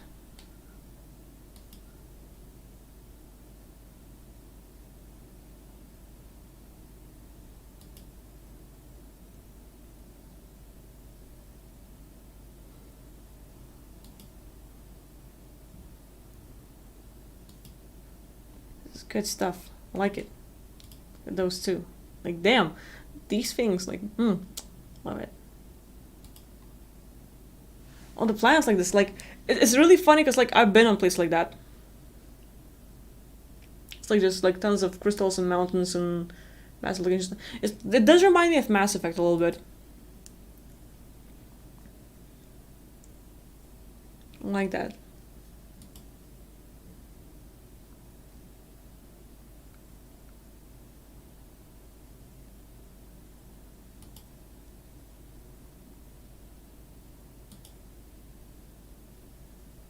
It's a good one too.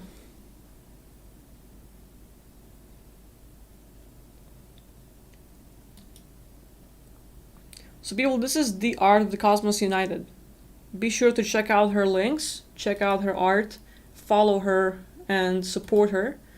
We had her show up on our stream and it's just amazing. Like she was very brave and seeing her go through the whole process on just getting better and removing those beings from her space and all that stuff. Be sure to check out her arts as well. There's a lot of it.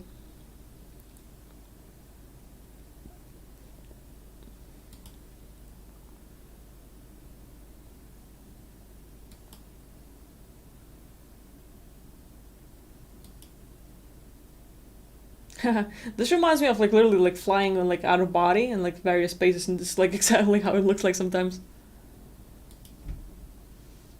Oh, good one. Like it. Yeah, Donkey's gone. There we go.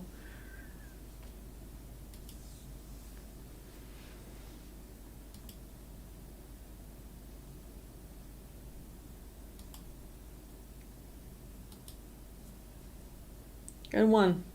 This is a good one.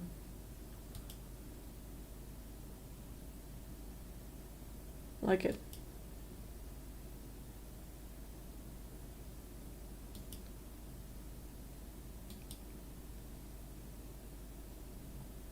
Yeah, so people, Facebook, there who will do it.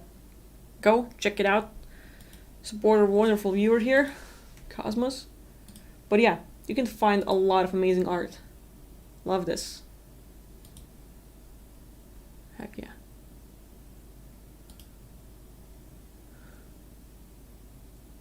That's good stuff.